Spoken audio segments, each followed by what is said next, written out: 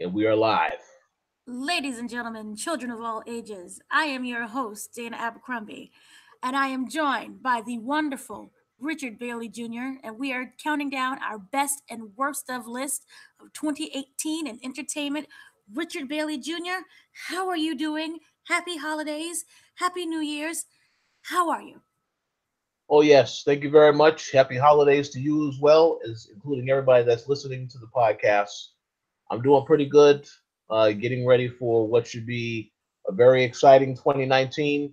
Um, and yeah, definitely here today to talk about all of the great movies as well as the horrible movies that we saw in 2018. So this is going to be a fun show. This will be a very fun, interesting show. I'm ready to fight for my movies that some people may not consider to be best of, but I am literally ready to fight. I have been watching a lot of WWE. I learned some moves. I watched the fight yesterday. I am the next Nunez, so I'm ready to throw down on anyone who disagrees with my list. But before we go into the list, we have to go into our very special end of the year box office results. This is the Yes. last box office results of 2018. So let's see who made the list, who has the honors of being the last of, and whether or not society has disappointed us with their movie choices. Are you ready, Mr. Richard Bailey Jr.? Yes, absolutely. All right. Number one, this really should not be a surprise. Unless you can't stand DC, then you might be surprised that they have the number uno spot for Aquaman, breaking in $51 million. Hmm. How do you feel about that now? Well, I haven't seen Aquaman yet. I spoke to my cousin while I have been here in Boston, and his quote exactly. He said DC should be ashamed of themselves for putting out this trash movie. Ow. So I haven't seen the movie yet. I Wow. do plan to see it at some point in time, maybe within the next week or so I can see exactly what the verdict is. But I have heard people talking harshly about this as well as Bird Box. So I definitely need to see why they have been criticizing this movie. Ow. Well, I was able to see it a little while ago, and I will say that I'm not necessarily surprised, but I will say that it doesn't necessarily garner the number one spot. This was a movie that was highly anticipated, whether or not you believed in DC. It was just something where I think a lot of people wanted to just see how good it was gonna be, and for me, it sucked, but it could have been a lot worse. But Hmm. it was DC's funnest. It was better than Batman versus Superman. That's the tagline. Better than Batman versus Superman. So it wasn't that bad. I'm not necessarily surprised. I'm just slightly offended. So, Well, that's a good point. yeah, I mean, we have a lot of fans of this genre. And also, people have not movie that we was teased. Remember with Entourage. Oh So yeah. that whole storyline about them doing Aquaman movie. So we finally got an Aquaman movie, and it didn't suck. So you look forward to Aquaman 2 in probably 2021. So making the number two spot is Miss Mary Poppins. She has returned. She pulled in $28 million over the weekend, which is her opening weekend. Wow. I'm shocked that's not number one.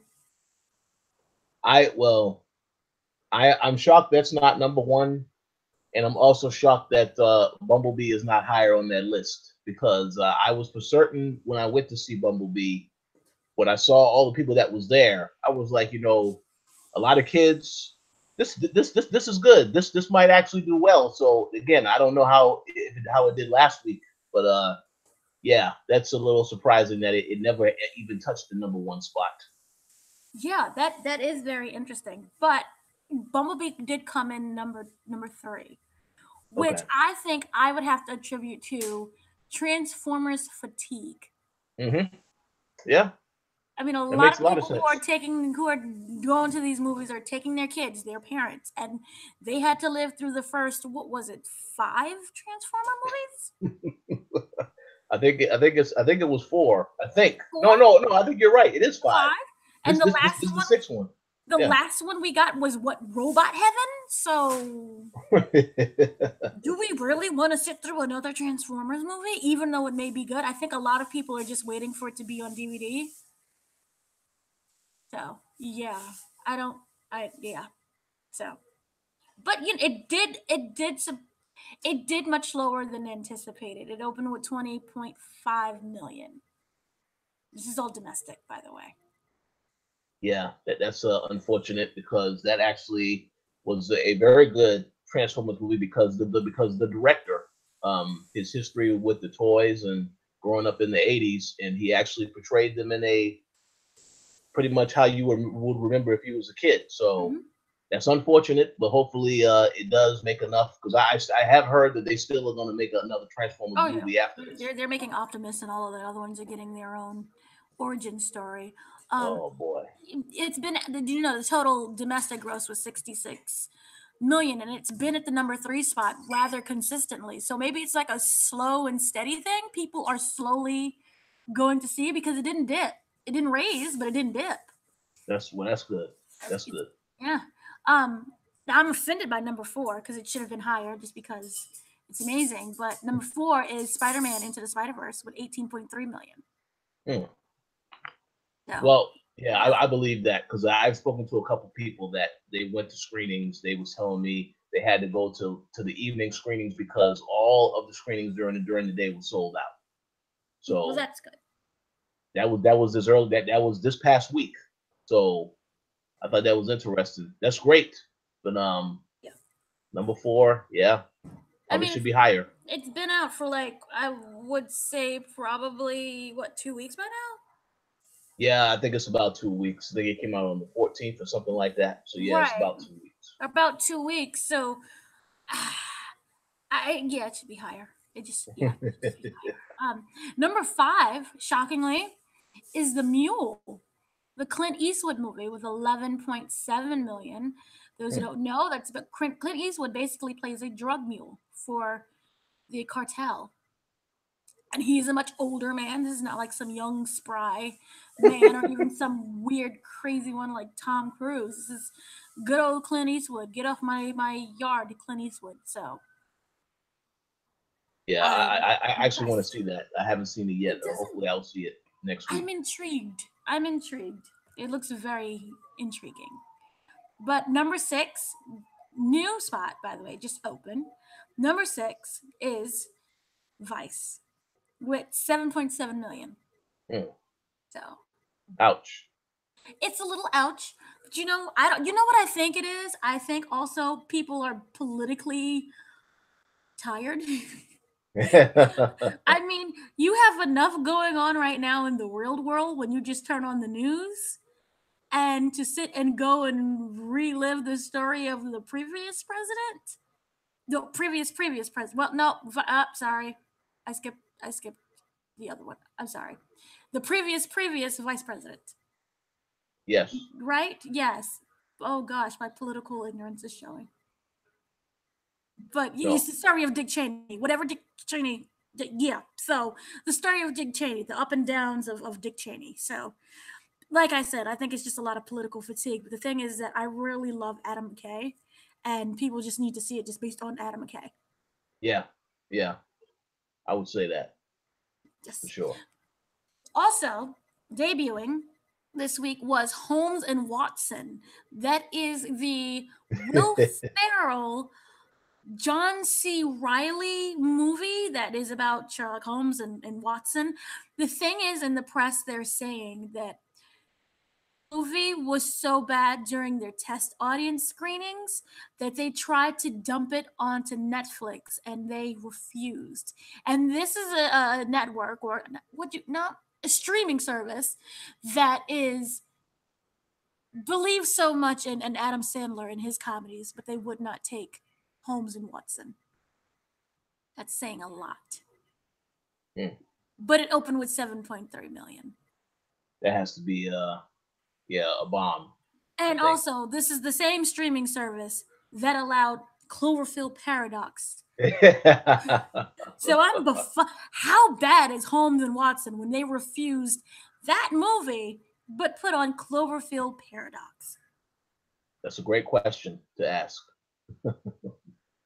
Also, number 8, we're almost at the end, is Second Act with 7.2 million. Wow. These are Well, like, I barely forgot that even came out. But it came out. Ralph Breaks the Internet is number 9 with 6.5. I didn't know it was still in the theaters, but good for them.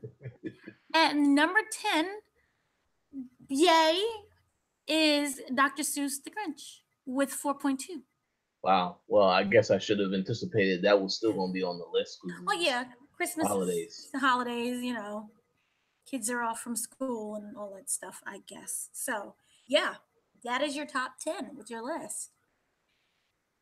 Well, I say that that's a very interesting list. Um, I'm gonna go ahead and make a wild prediction for the next week. Um, I predict that your favorite movie, Escape Room, will be number one next week. Don't knock Escape Room. Escape Room is amazing until it decides to sabotage itself with 3 endings. But it is what it is, children. 3 endings that just keep going and going and going. Yes. It was such a good movie until it just kept going. I'm fascinated by that. Why? Why? And it gave you so much. It felt like it was all these other movies that you watched before, like Saw or Final Destination. Like, I legit lost it when I thought that this was like a reboot of Final Destination. But no, it was just a movie with 3 long endings. Jeez Louise in a handbasket. So, moving on, we have to talk about one of the biggest Christmas Day, I wouldn't say surprises because they announced it, but Christmas presents that we was expecting, but we didn't expect to be so lovely and juicy and wonderful. And that is obviously Jordan Peele's Us trailer, which dropped on Christmas Day. So this was a trailer. For those who didn't see, I don't know why you wouldn't see. It's downright amazing. But it is the next entry Jordan Peele is doing. He wrote it, and it is about this wonderful black couple who are in the car, and I Got Five on it is playing, and it starts off real nice and family, and then it just turns into this complete horror when they find out that they're in this lovely vacation that they're having, and they're with their friends, and they're on the beach, and they're in their home, and all of a sudden there are people outside that have a very sinister plot. We don't know if they're there to kill them. We don't know what's going on, but it completely turns to poop. And they soon discover that the people who are trying to break in and destroy their happiness are themselves or people who look like them. What are your thoughts? Well, when I saw this trailer, I was anticipating seeing the trailer because I know they announced that it was going to be the trailer on Christmas Day. When I saw the trailer, though, I was just, man, I instantly, my instant reaction, oh, I'm going to see this as soon as it comes out. Because when I thought about the title, Us, at that point, it didn't really dawn on me what what to expect from Jordan Peele, what he was going to be, what he was going to put together. So when I finally saw the narrative, and yeah, the whole thing about yes, you can become your own worst enemy, I just thought it was brilliant. So my only thing is, I don't want to see another trailer. I just want to see the movie because I'm afraid I will see too much in the trailer.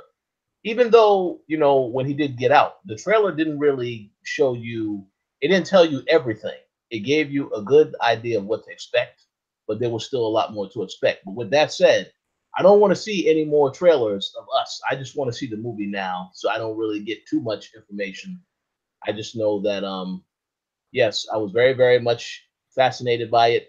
And I also looked at the reaction on Twitter after this trailer got posted. I saw the song was trending, the trailer was trending. I mean, everything was trending. I thought that was fantastic. Um, but yeah, the movie, I like horror movies anyway, but this taking another deeper turn, a more of a psychological twist on it, I just think it looks fantastic, and I cannot wait to see it. Here's the thing with me. I think that the first Get Out, I've only seen the first Get Out trailer, and I immediately dismissed it and was like, "What is this mess?" Because it was so vague. All you saw was like this black guy, um, the woods, the deer dying, some blood, and that was literally it. And I was like, "No, I'm good." I didn't know if it was supposed to be like a parody. I'm like, I don't want it. And then I got a screening to it and was like, this is the greatest thing ever. I agree. For me, the trailer it showed just enough to keep me wondering. I don't want anything else. I will avoid all trailers from now from him regarding this movie because I just want to be surprised. Now, when I was watching it, I thought every little thing mattered and it was very important. And I love the fact that they chose what was the song? I put five on us. I fail at Yeah, rap. five on it. I fail, yeah, five on it. I fail at rap. So even from taking such a very jovial type song and then just making it into this complete horror where it stays in your mind because that song itself is just very catchy. So Hmm. to have that song just playing and it just gets darker and darker, you're like, I got that, and you're like, oh my gosh. So I think that was a very great choice in the music. Um, Another thing is that I kept watching it because it's one of those trailers, and Jordan Peele, he's one of those very meticulous type of directors and writers where everything I feel has a purpose and a meaning towards it. And before the trailer dropped, the press received a package from the studio, and it was a Ah, pair of scissors that you see in the movie, and like a card that says "Untether yourself," and it was the image of the rabbit in the middle with the bleeding eyes and the two silhouettes of the people. And you didn't know what the heck was going on, but I think that has a lot of importance as well. I know there's a thing of untether yourself from. I don't know if it means like from your past or the way how we have to have a split identity. Also, knowing Jordan Peele, I often wondered, is it something that we are so removed from our ancestry and our origin that we've untethered ourselves to become something that we're not anymore? Because I mhm. found it very interesting. You had these two actors, Lupita Nyong'o and Winston Duke, who played in the blackest movie of the year, which is Black Panther, and you see them in this car, and if you listen to how the dialogue is, Winston Duke sounds very white, Yes, like exceptionally corny. And you see Lupita trying to teach her children to clap on beat, like to stay on rhythm. So she was teaching her kids how to stay on rhythm, and Winston Duke is just like sounding like he's king proper and like he's going out of his way. It felt like an exaggerated accent. So I was just sitting there and I'm wondering, like, is it about the black culture and how because of assimilation we've untethered ourselves from what we really were, our original culture, in order to be accepted in society? Then also you have the rabbit. If you saw, then remember there was a multitude of rabbits. It just kept multiplying and multiplying. yep. I don't know if that meant the type of experimentations that was done on to the African American community in order to make them, to learn more about them, that type of experiments that were going on, or if it was the experiments that we've done with ourselves in order to be more accepted. I don't know if the bunny being a white bunny meant anything. Maybe I'm reading too much into it because that's just maybe how I tried to view it. If you looked at Get Out, he has a lot to say about the black culture as a whole. So Hmm. maybe this is his next entry into that type of examination. So, and then if you looked at the Lupita, the us version of Lupita, she was kind of dressed in that very natural state of with her hair and how she looked. So I wondered if it was like a look back of, where you came from type of thing. I don't recall getting a very good image of Winston Duke. And I do remember that the girl kind of had on this white face. The us version of the girl Yeah. had white face. Yeah, I do. I do Also, you recall had that. the car was exploding. I don't know if this meant some type of, I don't know. But I was very curious to know if it is a representation of the Black community and probably, what has happened to it cultural wise. And then also, if you looked at the people that was also in the trailer, you had Gretchen Mol, I'm gonna say, the woman from Handmaid's Tale, Yes. Hmm. and you had, I believe, was her husband was in it as well. And also, if you looked, there was a scene where he was on. There was a scene where Winston Duke was on the boat.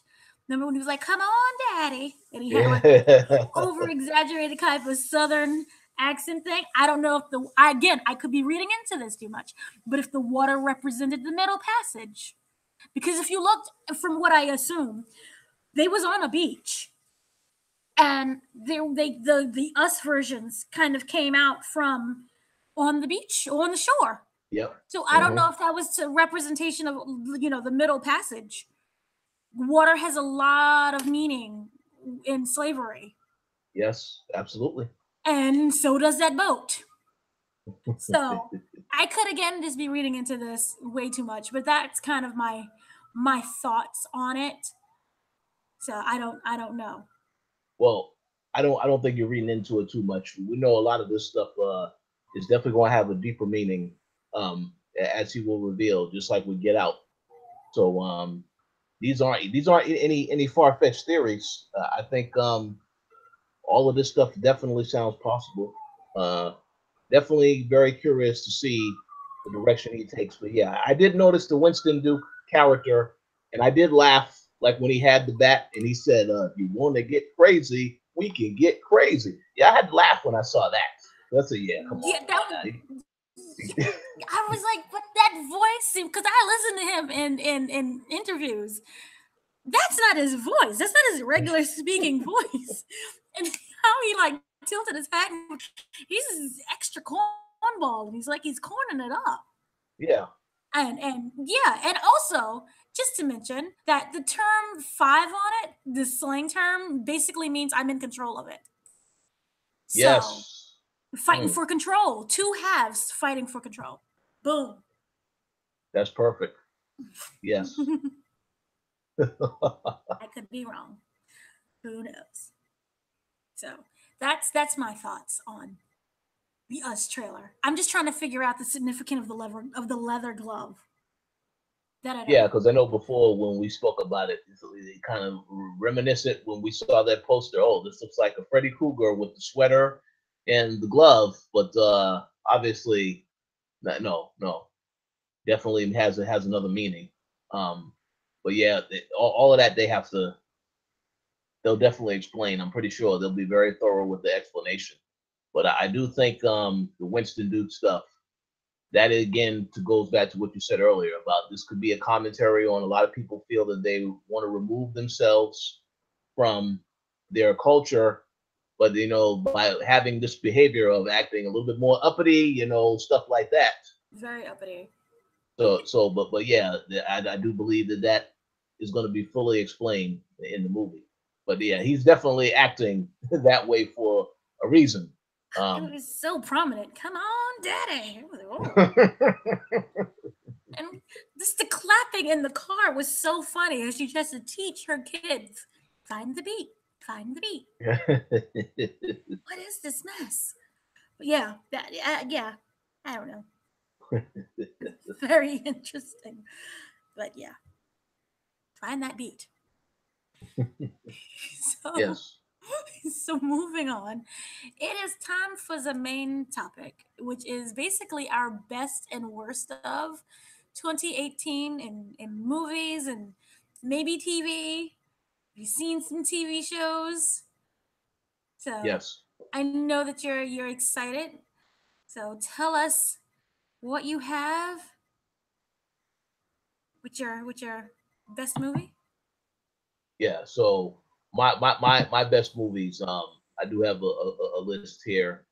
I'm gonna say right now that I do have two movies that I put at the very top of the list, but I'll go into those movies a little bit later. Because this is going to be some, a different type of response to those. So, starting first and foremost with some movies that are on my list. Black Panther is definitely on my list. Um, this I think, I just want to say from the standpoint of somebody who has always wanted to see more of these types of movies. I think this definitely was one movie that definitely inspired me the most this year. It has to be a tie between that and Spider-Man because once again, just being able to see more of a diverse cast. As I've said on this show in the past, I do feel like a lot of the movies that do come out nowadays with black actors and actresses is more of a romantic comedy type of movie. And I feel as though I was hoping that there would be more range. I would like to see them doing other movies outside of the comedies. Now, I'm pretty sure a lot of people like Medea. I'm not really necessarily, I'm not really a Medea fan to that degree. Um, so I absolutely positively when I saw somebody actually was out here trying to do Black Panther and they did an excellent job on it. And Spider Man, I said, yeah, that stuff we need to see more of that. So yes, without a doubt, Black Panther was on my list, along with Spider-Man Into the Spider-Verse, which again, you have already said, and I agree. This is the best animated film that I have seen in quite a while, and I did recall talking to a friend yesterday when they asked me about, well, what about The Incredibles 2 and all this other stuff that came out this year? I said, no, man, No. this trumps all of those. On so many levels because of how they animated the film, the style, everything. It's just I have no complaints with that movie whatsoever. So it's definitely on my list. So yes, just to recap, Black Panther, Spider Man on the list. Moving on, I have Avengers: Infinity War on my list. Mm-hmm. And I actually saw this again last night to get a reminder of how great the movie is, how much it leaves in terms of the interpretation of what's going to happen in the next movie. Now, I do understand there are some diehard Marvel fans out there that would maybe disagree with that pick because they would say they didn't like how some stuff was handled in that movie. But I absolutely think that the direction that the Russo brothers took was a direction that they needed to take. Now, the only thing I have said is with the next movie, I hope that they actually do kill off some important characters. Not to say that they didn't kill off important people in this movie, because they certainly killed off some people in this movie, but I definitely want them to, keep that energy, so to speak, and let's get rid of some more key characters in the next one. But yeah, Infinity War was fantastic. It felt like it was a big.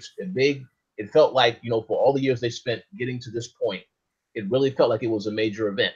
So I have to give them props for putting all that effort into that. From a storytelling standpoint, every single thing that has happened in the movies leading up to that moment, it just felt like it totally was a big payoff. So looking forward to seeing what comes next. Um, so next on my list, I have of course the movie that I think definitely moved me the most this year, besides Black Panther and Spider Man, is The Hate You Give. Um, I Mm-hmm. recall when I first saw the trailer, as soon as I saw the trailer, I said, "Oh yeah, I'm going to definitely see this movie day one," because I like the fact that they was going to deal with this particular topic because this is an issue that has been going on for quite some time. And of course, Amandla and everybody on the cast did an excellent job. The father in that movie, who you said the actor's name multiple times, I can't think of his name right now. But everyone in that movie did a phenomenal job, but I especially love how they portrayed the father because very rarely do I see any fathers, especially African American fathers, being portrayed in a positive light in film or in life for that matter. They run away from their responsibilities, not taking care of their kids.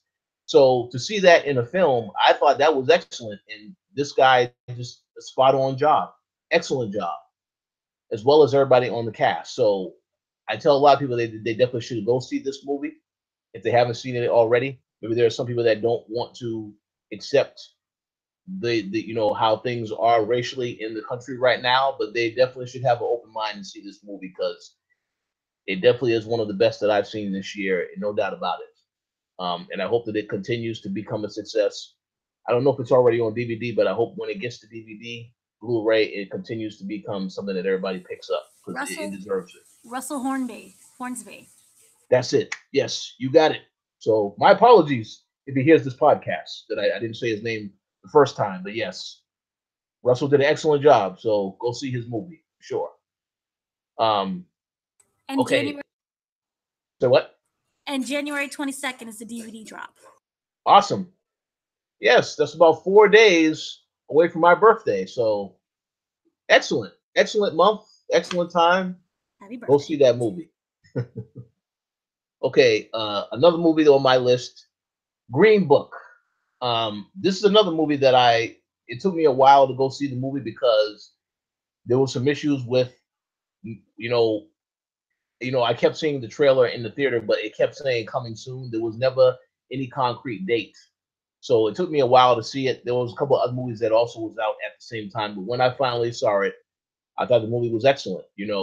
I understand that there are some people that have criticized the movie, the family per se. I'm not going to get into that controversy because I thought the directors did an excellent job with the material. I mean, I didn't know anything about this guy before I saw that movie. So it definitely, I like seeing movies where I don't know anything about these historical figures. Same thing with Hidden Figures. I didn't do any research on any of those women before I saw the movie. After I saw the movie, I thought, man, that was a phenomenal film. And then I went back and did research on these women. And same with this guy here. So I definitely think it's a movie that a lot of people should check out and see. Like I said, Marshall Ali did an excellent job. And then of course we had what's his name? Vincent Vince Morganson. That's it. Vince Morganson, yes. Who Also always did be a great job in his role. Viggo Mortensen. I said Vincent Morganson. That's it. Oh no, I said Vince. So I hope Vigo forgives me as well if he hears the show. Viggo. Yes. Who will Yes, always just Viggo be Mortensen. Aragorn to me. Like, I don't care what he plays, he's Aragorn. You're right. Yeah, you're right. I don't think he'll ever escape that role. Although he put on a lot of pounds in this movie, so um that's interesting. But yeah, great film, definitely worth seeing. I have a couple other picks that I'm going to mention as well before I get to the two big ones that I think move me the most. Um, okay, so I must say that I did enjoy. This is going to shock some people. I did enjoy Bumblebee, so I have to put it on my list. Only because again, I want to make it clear I'm not a Transformers fan. Like I saw the first movie, I thought the first movie was great, but when they started doing all these additional movies, I was like, this is too much. They're doing too much with this at this point. And I didn't see the last movie because I just felt like it was an unnecessary film. So when they announced Bumblebee, of course, I had the thought to myself, well, this is probably going to be trash. I shouldn't go see it. But then I had an opportunity to go see it because they had some advanced screenings. Like for 1 day only, you had to, you were able to purchase this ticket to see it early. So I said, let me go see the movie and see how it's different. And I was just very surprised with how different it was. It is set in the 80s. The director was born in the 80s. He grew up playing with the Transformers toys. So I felt like he brought a lot to the table already. He had an understanding of the source material that I feel Michael Bay didn't have. Because I think when Michael Bay did these movies, he was looking at a check before anything else. Even though the first movie was okay. But yeah, this movie, to me, it is the best movie in the franchise. And it's just because of the way that they handled the story, because of the way they handled the characters, the connection between Charlie and Bumblebee, fantastic. So I felt something for that movie, and I would hope that when they do other Transformers movies, that this is the director that they bring on, Travis Knight. But I have no idea what they're going to do because Michael Bay can just easily say, you know what, he did an excellent job with this prequel, but I'm going to take over once again and do what I do. So hopefully that's not what happens, but still, I very much enjoyed the movie. So I definitely would recommend anybody who may have reservations about, you're hesitant to see it, you probably should check it out. You may enjoy it. It does have something for everybody. There is some comedy in there as well. But yeah, I think I definitely enjoyed that movie more than I would have anticipated, more than I would have thought of that I would enjoy it. So I have to put that on my list in some way, shape, or form. That's one, two, three, 4, 5, 6. Okay, another movie. This is a movie that I'm pretty sure may be on your list. Sorry to bother you. Yes. Yep. This is a movie that surprised me as well. I mean, when I saw the trailer, again, it's like I know when I see a trailer, I know, oh yes, I'm definitely going to see this movie. This is a movie that I felt that though. I felt, oh, I definitely want to see this. It's a great movie. A lot of the subject matter, it may not be something for everybody, but to me, I was like, yes, I'm great. Boots Riley's first movie. I think he did an excellent job with it. I was mad that it didn't quite get to as many theaters in Georgia that I would have thought that it belonged in, because I don't know how many theaters it was everywhere else. But in Georgia, where I was at, it was very hard to find a screening for this movie, period. And then when it finally did come out, it wasn't really in the theater for too long. So I hope that it did eventually make the money that it deserved to make. But it was an excellent movie. I like the cast that was in the movie as well, and the subject matter. I just thought they did an excellent job. So I have to give them props. I have to give Boots Riley props. Definitely one of the better movies that I've enjoyed this year, no doubt about it.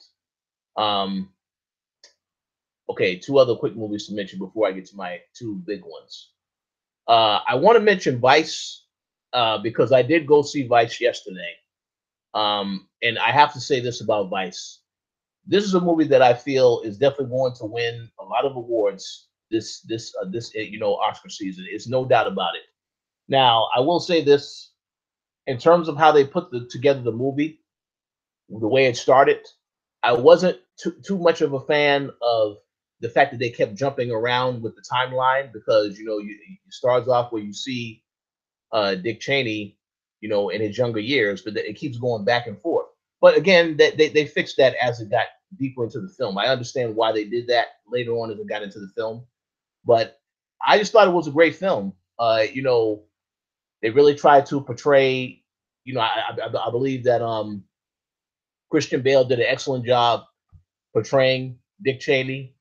They try to show the nature of the character, and then some of this stuff they're going based off of, like most of it was based off of facts, something that is actually true. But then some of the other stuff they had to do their best job to try to interpret what his responses were to some things. But they did an excellent job with it. And then of course the casting with all the other people that they cast, they did a phenomenal job with that cast. I mean, you had Amy Adams playing his wife. She always does a good job in these movies, and I would not be surprised if she gets nominated for Best Supporting Actress when it comes to Oscar season. I could definitely see her in that discussion. You had Steve Carell playing Donald Rumsfeld. He did an excellent job. A lot of these characters are very dark, corrupt, so it was a little surprising to see that. But I have to give them props on how they portrayed all of these characters in the film. And the last thing I want to say about the film, which I think it did have a lot of comedy in it. The way they handled the drama and the comedy, it was fantastic. But the one thing about this film, as to why I think it's going to be a film that you remember and that will be talked about Oscar season, is because of the whole story with Adam McKay actually having a heart attack while doing this movie. Because the one thing that I think a lot of people maybe missed if they didn't catch it is that he did have an interview where he mentioned at the time when he was doing this movie, he had put on a lot of weight and he was smoking a lot. So his doctor had told him, you got to be careful about this. You don't want to have any further health issues. And it was Christian Bale who did his research on heart attacks for this role, actually giving him advice as to how to know whether or not he's having a heart attack. Based on that advice, he knew he was having a heart attack.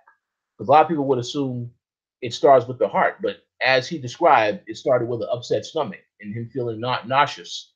That was the signs he was having a heart attack. And then, sure enough, he took some aspirin, called the ambulance immediately, and he eventually got to the hospital, and they was able to get to there in time where it did no damage to his heart. So now, of course, he stopped smoking. He's lost some weight. But I just think that that story, in and of itself, the irony of you're telling a story about a vice president who had heart issues and you have a heart attack while you're filming this movie.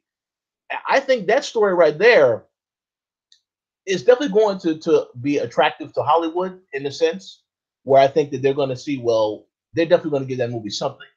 I don't know if Adam McKay is going to win Best Director, but he's definitely going to win something for that movie because the movie is fantastic. It's good on in its own right, but also because of the story of what he experienced while making that movie. So I totally see that happening. This is a discussion that I had with my brother right after we saw the movie last night. So I'll be curious to see that. We'll definitely revisit that, I'm sure, when we talk about Oscar season and all the stuff that does get nominated. But it was a good movie. It was a good movie. I just love how you had to define what real news was. Oh, what's that? No, you that was just love. I was like, no, this is actual facts, real news, because it happened. Oh yes, oh yes.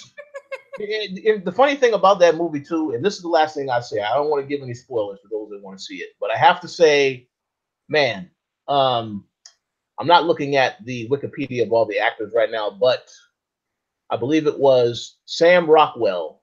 His portrayal of George Bush. I mean, holy hell. Not only did he look like Bush, but his portrayal of George Bush, it is spot on accurate to the point where I was like, wow. And it made Bush, because a lot of people think Bush is dumb because of the stuff that he's done. That was portrayed perfectly in the movie as well. You know, with how he conducted himself as president and asked for guidance with, Dick Cheney. So it just, they did such a great job on that. I wish I can ask George Bush, how do you feel about how they portrayed you in this film? And I don't really know if he's going to disagree with how they portrayed him because they did an excellent job with that.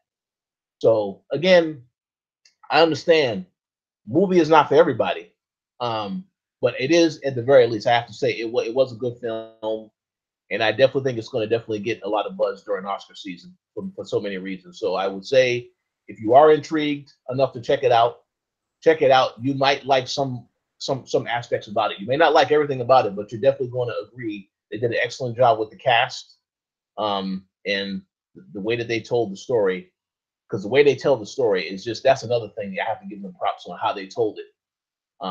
But that's all I want to say about it. I don't want to give too many spoilers, but yes, it is worth seeing. I just need a spinoff of them, a movie of Bush's and Michelle Obama's relationship. I was kind of upset that wasn't in the movie. Yeah, yeah, especially when we do see the footage of Obama, Yeah, being sworn in at the end. I would have hoped yes, but well, maybe that can happen down the road. I I mean, need a TV show of their relationship. hey, And like well, all so the three main presidents, Bush, Obama, and Clinton, they all go on vacation with each other. And I needed also to show George Bush's love for Michelle Obama. That's it. That's all. oh yes, well, I will say this: if they do that movie, they definitely have to get Sam Rockwell to return as George Bush. They have to get this actor. Whatever you got to do, bring this guy in there if you want to put him in this movie. Yes, but excellent. And now I'm going to go to the two big movies that I think that I enjoyed the most this year. And now again, these movies that I'm pretty sure everybody did not see, but I will highly recommend that you make it a point to see it at some point in time. So the first movie, number two, at the top of my list, is this movie called American Animals. All Huh. right. Now, this movie stars Evan Peters from American Horror Story. I've said multiple times on this show, I love this guy's work, whether it's on American Horror Story show, whatever he does. But this particular movie, it wasn't a movie that I didn't really think I was going to really fall deeply into. Um, it was something that I sort of I saw there was a little bit of buzz around it. I wanted to know why this was such a big deal, so I went to go see the movie, and I was just surprised about it. But basically, it's a movie about a group of guys that they're trying to pull off a heist of stealing artwork that is worth a ton of money. They're trying to steal something that is of a lot of value and it's a lot of money. And of course, you get the way they introduce the characters, different sides to each character. They do it in a documentary style where after they do the movie, then they go back and they show you the actual guys who did this heist, what happened to them after the fact. But the way they handled the movie was just, I thought it was fantastic. I was surprised that this movie wasn't playing in all the major theaters because it was playing in more of the smaller theaters. I remember I saw it at it was only playing at one theater in Georgia. I went to go see it.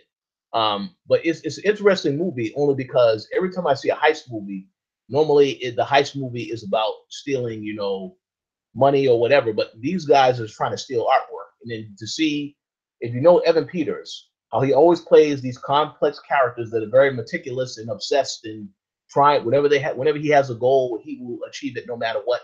This is exactly the type of character that he played in this movie, but it had a lot more layers to it. So I think again, this is something that actually happened, a crime that actually was committed, that did happen. So to see about it and then learn about it later, I like, yeah, I'm glad they made a movie about this because I like when a director does a movie about something that actually happened or about a character that actually exists, and just to see that come full circle and then to hear about the story later, it was great. So I thought they did an excellent job. I want to give that props because I know a lot of people possibly didn't hear of that movie, didn't see the movie, but I definitely say it is worth watching, especially if you are an Evan Peters fan and you like heist movies. This you absolutely positively should see this, no That doubt really about took me by surprise. That really took me by surprise.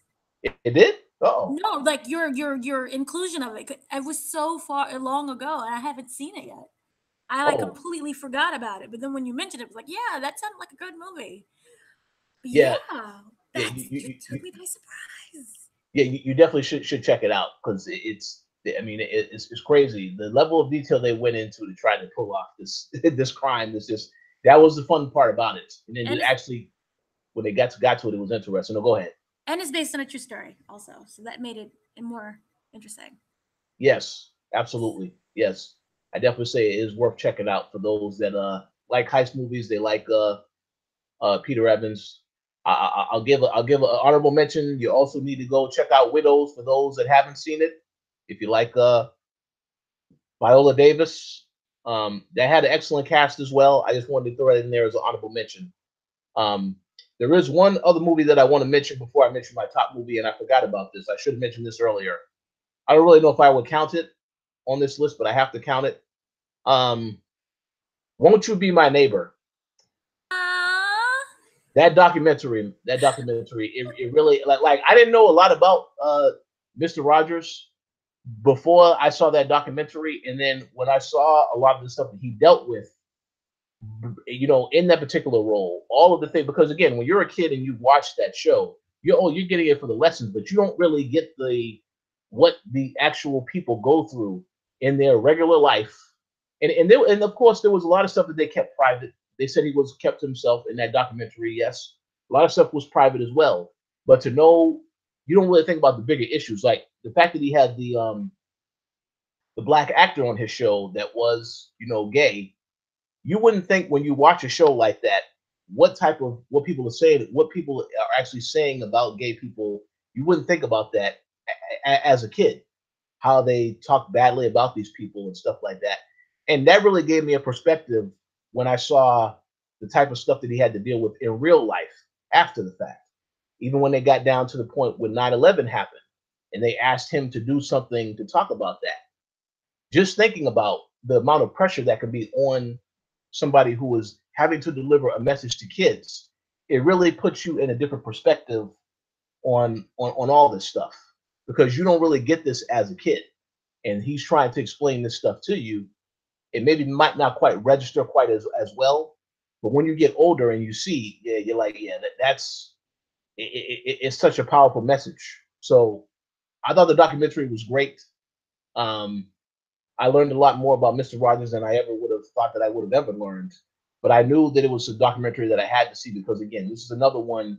It wasn't playing in a ton of theaters in Georgia, so when I was able to catch it, I was glad that I was able to catch it. And surprisingly, so many people showed up to that because I mean, I didn't see this right as soon as it came out. I saw it at a later time. Even when I saw it, it was a packed show. So just to know that it has had that much of a reception is something that's very powerful. So definitely something I recommend you watch if you ever grew up watching his show. You definitely should check this out. No doubt about it. And also a fun fact about Mr. Rogers. Did you know that he was so beloved that one day his car was stolen? And the thieves found out who the car belonged to and returned it within that hour with a note apologizing for the Wow, car. I did not know that. Yep. They found out they stole Mr. Rogers' car and they returned it right to him, pleading, please forgive us. Probably Man, stole someone else's car. I had no idea about that. I did hear that I believe they was going to do a movie with Tom Hanks as Mr. Rogers. I don't know if that movie is Oh still no. happening. Oh no, that's still happening. It comes out very, I believe, in the middle of the year, but that's still happening. They had the set. He looks very, Mr. Rogery. And if you look at Tom Hanks, I think it's a perfect casting because he has that kind of really friendly vibe, and he is that way in real life. Oh yes, absolutely. Well, I can't wait to see that. I cannot wait to see that. But that documentary though, excellent, excellent, highly recommended. I would say people should check it out if they want to learn more about Mr. Rogers. And I'm definitely going to check out that Tom Hanks movie. Yes, Um, it's very nice. It's so sweet. yes, It you is have the to see it. sweetest thing ever. And even the movie that's coming out because they released like a picture of it, and it's going to be called Mr. Rogers' Neighborhood, the biopic, Ah, which is a yes, isn't that adorable? that's awesome. Yes, I'm sorry, I'm it's definitely. called You Are My Friend. Ah, Wait, okay, no, there it's you go. three different. No, sorry. Here's the thing: it's three different times. Actual title is going to be A Beautiful Day in the Neighborhood. Ah, okay. That's sweet. That is sweet. Yes. Neighborhood. October Yeah. 18th. Yeah. I very much like that title. Yeah. That's good. I can't wait to see It's that. so That's sweet. Oh, Yeah. I can't wait to see that. That's going to probably be emotional. And even when I went to that documentary, it was a lot of emotional people in that theater. Um, Either growing up having watched the show or just when you hear about some of the stuff he dealt with is very emotional response. So yeah, hopefully that does get some recognition when we come to the Oscar season. I have no idea, but we'll have to wait and see. But it was we great. we need more shows like that because the only show right now that's kind of carrying on or continuing the mantle is Sesame Street. Yes. Hmm. They are very open to real life issues. I know recently they just had a Muppet who was dealing with homelessness. Oh, whoa. Yeah, it was homeless Muppet. It was a homeless Muppet, and how it wasn't about so much of where the home was. That as long as the people that surround you love you, that's your home. Hmm. It's about the Wow. people and not so much of the place, which is so sweet. But yeah, Mr. Rogers, man, yeah, he was an amazing person. Yes. And That. that documentary was just amazing. Yes. Yeah. Yeah. I absolutely love that. So I hope. I'm looking forward to the Tom Hanks movie. That'll be interesting. That would, and I think it's like a perfect cast because you just get that really nice. He's just a nice man. Yes. So Absolutely. yeah, Absolutely. I think it'll be good. Fingers crossed. I agree. I agree. Um, Although, side note, I would love to see Tom Hanks play a serial killer that'll because be he's just that well. much of a Hey, that could be very intriguing since he normally right. plays the nice characters. Right? That yeah. I need him to be like the really nice neighbor that like Mr. Rogers type, and then just like be like a serial killer, just chopping up people and major NutriBullet shakes out of them. I just need that dark, sinister. Yeah. Yeah, I'll be very curious to see how the audience would receive that See, it's a secret movie. You don't know. You're just shown a real nice trailer, and then when you get there, boom, he's a serial killer. Yeah, that would be quite intriguing to see that. Sorry, that's where my mind goes when people mention nice, sweet things. I'm like serial killer. Oh no, he could totally do it. He could totally do it. I believe that. So Absolutely, absolutely. yeah. I'm looking forward. Well, we'll see what the future holds. I am looking forward to that movie though, for sure. Now that I know it's in development, yeah, I'm definitely going to check that out. Yes, it's slow, but it's going, and it's great, and it's gonna be lovely. Awesome. Yes. All So right. my final pick, and this is another movie that it's going to probably shock some people that is even on my list, Oh because snap! the funny thing about this movie is that the title of the movie I find interesting, because I literally have, ever since I saw the trailer for this movie, I said I have to see it, but there was no information whatsoever about when it was going to release. It was like something where you go to a movie theater and it says coming soon, and then you're like, okay, well, and then it says like, oh, it's coming around this month, and then it still's no date. So I literally was searching for this movie week after week after week, and then finally it came out. I didn't know what to expect. I saw the movie. I was like, wow. I was surprised how much I love this movie. And that movie is called Searching. So, Ooh! Are you yes, serious? yes. What? So, What? oh yes. So let me just say what got me into this movie. First and foremost, the actor John Chow.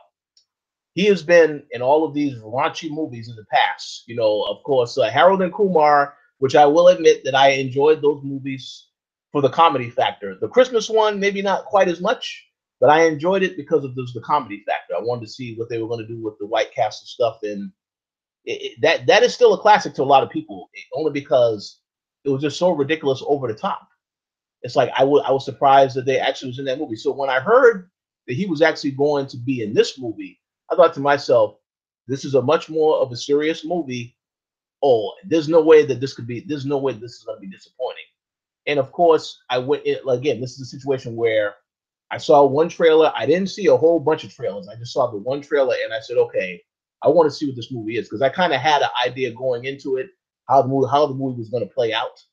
But then when I saw how they placed it, because again, it's one of those movies about social media, and where you see the character is constantly using social media. Because I saw a couple of movies like this year that were all horrible, but this movie was different because of the context of it, and then the whole mystery of, well, what happens to his daughter? Where is his daughter at?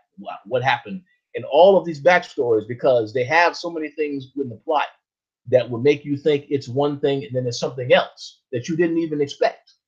And the way that they tie it up at the end with what essentially happened to the daughter is just it tells me that they really took their time to think this through. Then I find out that the director of this film, this is actually his first movie directing. And I was like, well, man, he has a very bright future. I mean, this guy is only in his late 20s, directed this movie. So he has a very bright future now, I think, based off of this movie. I do believe it did have some positive reception. Well, a lot of positive reception, I believe, but it depends on what theaters it was in, because again, when this movie came out, um, it was in AMC, because I did see it at AMC. It was in AMC theaters, but the whole thing is that the timing of when it was going to come out, it was something where it kept like, you go to go to see another movie and you'll see a trailer, but it wouldn't say when the movie was coming out. So I believe it came out at the end of August, somewhere in August. But yeah, I went to go see the movie, and I was just surprised by how well they told the story, how well it thread together, the twists and turns in the storyline, how they portrayed it, and then of course the constant commitment to keep all of the movie filmed basically through social media. The way they use Facebook and all this other stuff, they stayed committed to that throughout from beginning to end, and I was just floored by that. So I was surprised I enjoyed it as much as I did. But I have to say, without a doubt, that was the movie that I think I enjoyed the most this year because it was a movie that I didn't really expect to be blown away by. But when I actually saw it and how everything unfolded, I was like, yeah, this movie, more people need to see this movie. I've told people they need to go see this movie, and the other people that I have told to go see it, they came back and they said, "Wow, you were right. There's literally nothing," and I don't really say this much. There is literally nothing in my mind, nothing wrong with that film at all, at least in my opinion. Now, someone else could see it and they could be like, no, but from seeing that from start to finish, no, I had absolutely nothing wrong with that. The way they told the story, the subject matter, everything I thought was just on point. So I do hope that more people do get a chance to see it, but I definitely will say that that is without a doubt one of the my highest rated best films that I enjoyed this year, without a Mhm. doubt. And can I just say that it was made for just a measly $1 million? Wow, are you serious? Yes, 1 million. It grossed 75, so it made its money back. But it was made Wow, for $1 million. that is crazy. That is a Yeah, true independent movie. and so is the movie already on DVD? Oh yeah, yeah, yeah. Okay, yeah, okay, that's good. That's good. Yes, yes. So definitely, I highly recommend it if anybody wants to.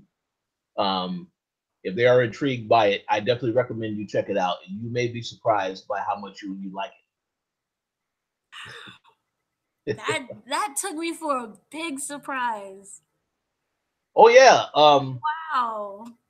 Well, believe me, it surprised me also. It definitely surprised me also because I saw another movie which is probably going to be on my worst list that I will get Oh, into later. unfriended. Yes, I saw that, and but I will admit I enjoyed the people getting killed. I like these horror movies. I enjoy when seeing people get they get what they have coming to them, I guess. But still, no, this movie because when I saw that, that's why I was cautious about how this other movie was going to be because anytime I've seen those movies where it's the stuff was online, social media, I'm like, oh, okay, this is.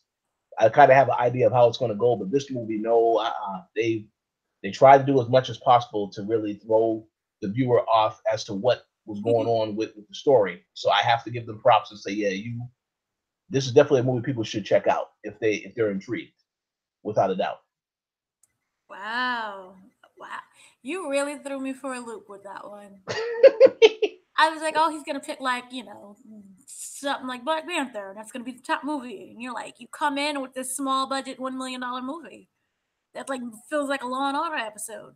It's like, oh shoot, look at you being eclectic. What is it?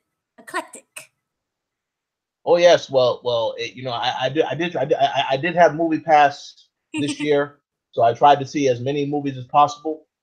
And I understand now. I don't have Movie Pass anymore. I have AMC. I've moved on to the A list. Rest in peace, movie past in Yeah, yes, memoriam. but I do give Movie Pass props because they did allow me to see a lot of those movies that I would otherwise would not have paid to see. But now, yeah, this is a movie that you definitely should see. I'd say that without any hesitation, it's worth seeing. Wow. Okay. I feel like we might have a little repeats on my list, but I'm gonna try to change it up some. Okay. I'm gonna try. Because I have some that you didn't mention, and then I have some that was mentioned. But let's see. Let's just dive right on in. This is in no particular order. Actually, it's in the order of release date. I do Okay. have my best of, which is not as shocking as yours, Uh but oh. mine is in the order of when it was released. So, yay. So, starting off, even though it feels like this movie was released, like it's for me, it felt like it was released like last year or 2 years ago. Black Panther, obviously, Hmm. for reasons that you mentioned. This was just a movie that we finally got a movie that was. It felt like it belonged to us. Yes, Exactly. everyone can enjoy it, but it just finally felt like we finally got our movie, our action movie, and that we can prove to people we can be just as good as the Avengers or Iron Man. So that was our movie. Death of Stallion, which is a comedy by one of my favorite screenwriters. With a nice, I can't pronounce his name. It's like Ignacio, and basically it's a comedy, a comedic version of Stallion, and it takes place during World War II. So as they are going through the process of Hitler and the Germans, you have this group, which is the main cabinet for Stallion, trying to accept the death of. They discover that he's died, and they're trying to decide if they should cover it up or how exactly they go about reporting his death. And then meanwhile, there's also another group of people who's trying to assassinate Stallion, not knowing that he's already dead. So it's very fun. It's very comedic. This is by the guy who did Veep for HBO, or the original, which I loved, was In the Loop, is one of my favorite all-time movies ever. Or The Thick of It, which is one of my favorite British TV shows. So it's very raunchy, and it's very funny, and things just don't make any sense, and it tries to make light of a very dark time, and it succeeds without being offensive. So I recommend that. Love, Simon, which was a beautiful independent movie that was Mm. based on the book, and it was the very first time that you saw like a gay movie be, what is it, like, receive such national acclaim and such national prominence and like advertisement. So it was a gay love. It's about this boy who kept a secret that he was gay, and meanwhile he liked all these different people, but he kept it to himself, and he received a message online saying that from another guy who was also gay in his high school about the struggles of what it was like to be gay, and they end up talking to each other without knowing each other's identity. And it's about trying to find yourself, and it's a basic, you could even compare it to just a regular rom-com, but the fact that there was just two gay characters, it was very well done. It was much better than the book, which I did not care for at all. um Avengers Infinity War, that was just one of those movies for me that I can watch repeatedly and still come up with different theories. Like, I don't understand if Thanos is going to snap everything. That also includes animals and plants. So is he really making that much of a difference in the universe of basic resources, the food, and things that we use to build material is now gone. So I love Avengers. Something that's not on your list is Tully. That was a Oh yeah. movie that starred Charlize Theron, who plays a mother of many little children, and she's just given birth, and she's trying to snap back into herself. And the thing is that she just really can't do it. She can't do it all on her own. Take care of this newborn, her family, her husband, and so she reaches out for a nanny after much argument and protest. And she's a night nurse who basically comes in and saves the day and gives Charlize, purpose again. And then there's a lovely twist at the end that just makes it so sad, but also at the same time really promising and just really nice and sweet. So, Won't You Be My Neighbor, which was obviously on your list, which was just amazing as it was, and gotta love Mr. Rogers. Mhm. Woman Walks Ahead, which was it was a depressing movie, but it's about the bad the days coming up to Battle on Wounded Knee, which is when the Indians were slaughtered mercilessly. Many children and many women died, as well as many men died, and Buffalo as well. And it's about what happens about, I would say, maybe 2 weeks before that whole incident, and it stars Jessica Chastain. I saw this movie. It was during a festival, and during those festivals, you can kind of like walk in and out of different theaters. And so I was like, oh, okay, I'll just watch this because I was in between two movies, and I ended up being very, in pain by it, but it was also very captivating, and it was filled very beautifully. And the acting, oh my God, it was superb. And it also starred Sam Rockwell, who was a much different character than when he portrayed George W. Bush. This is when he was doing that series of like I hate all races but the white race. When he was like, this is the remember when he just kept doing racist character after racist character. Oh yeah. This was like right after Three Billboards. And I'm just like, oh, so this is just your thing now. You're gonna just play the racist guy in every movie. But he was racist and he was terrible. But he great acting, almost to the point where it's like, are you really acting? But no, he's a wonderful actor and loves all people. Um, Sorry to Bother You was also on my list as well. This was one of those movies that had so many different layers to it, and I know many people don't like the ending or don't really understand the ending. Mhm.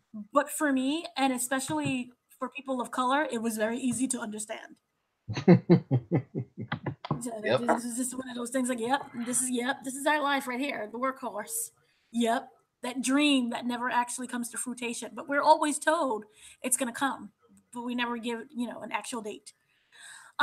Blind Spotting is next on my Oh list. yes. Yeah, which is about it takes place 3 days before a guy is end of his parole, and during those 3 days he witnesses a police shooting where the police shot this guy, and cold-bloodedly, by the way, and it wasn't like those confusing type things. No, the police shot him, and he witnesses this, and it's whether or not he decides he wants to say anything, and kind of like the internal struggles that he goes through.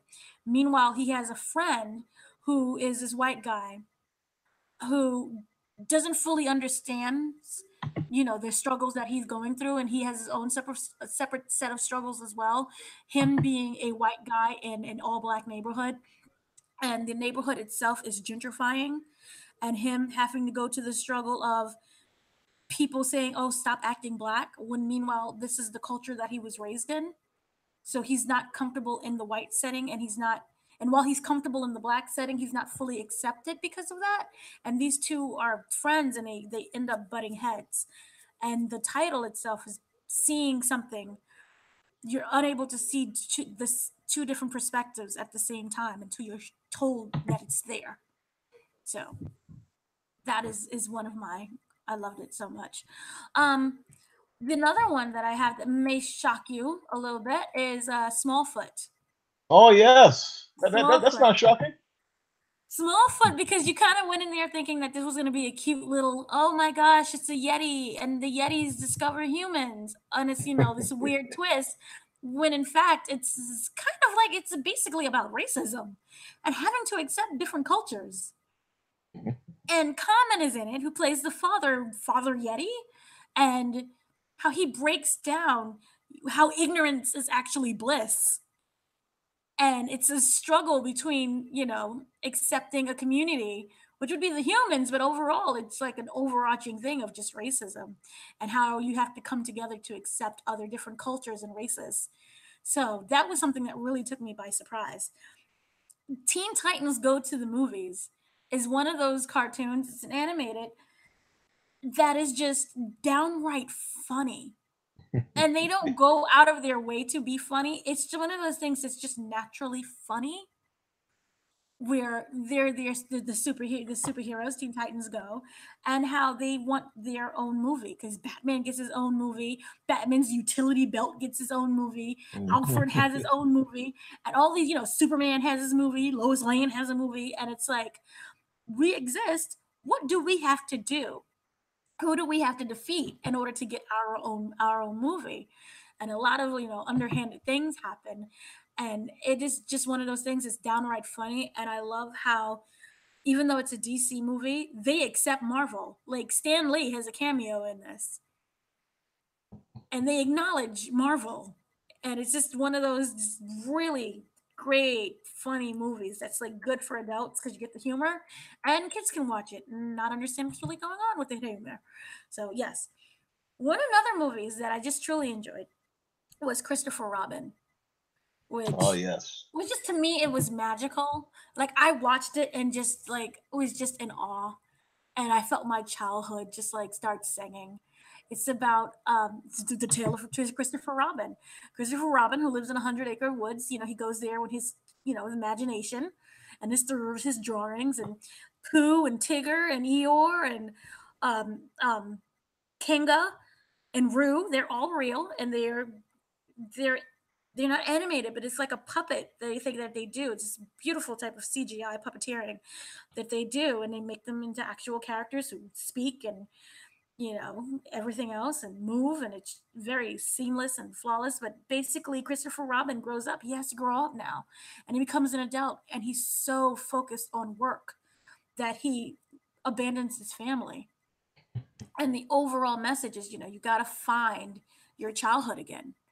And he ends up running into Pooh and the rest of the gang, and how they help him bring him back to his childlike state. And it's just something that's just really sweet and just beautiful.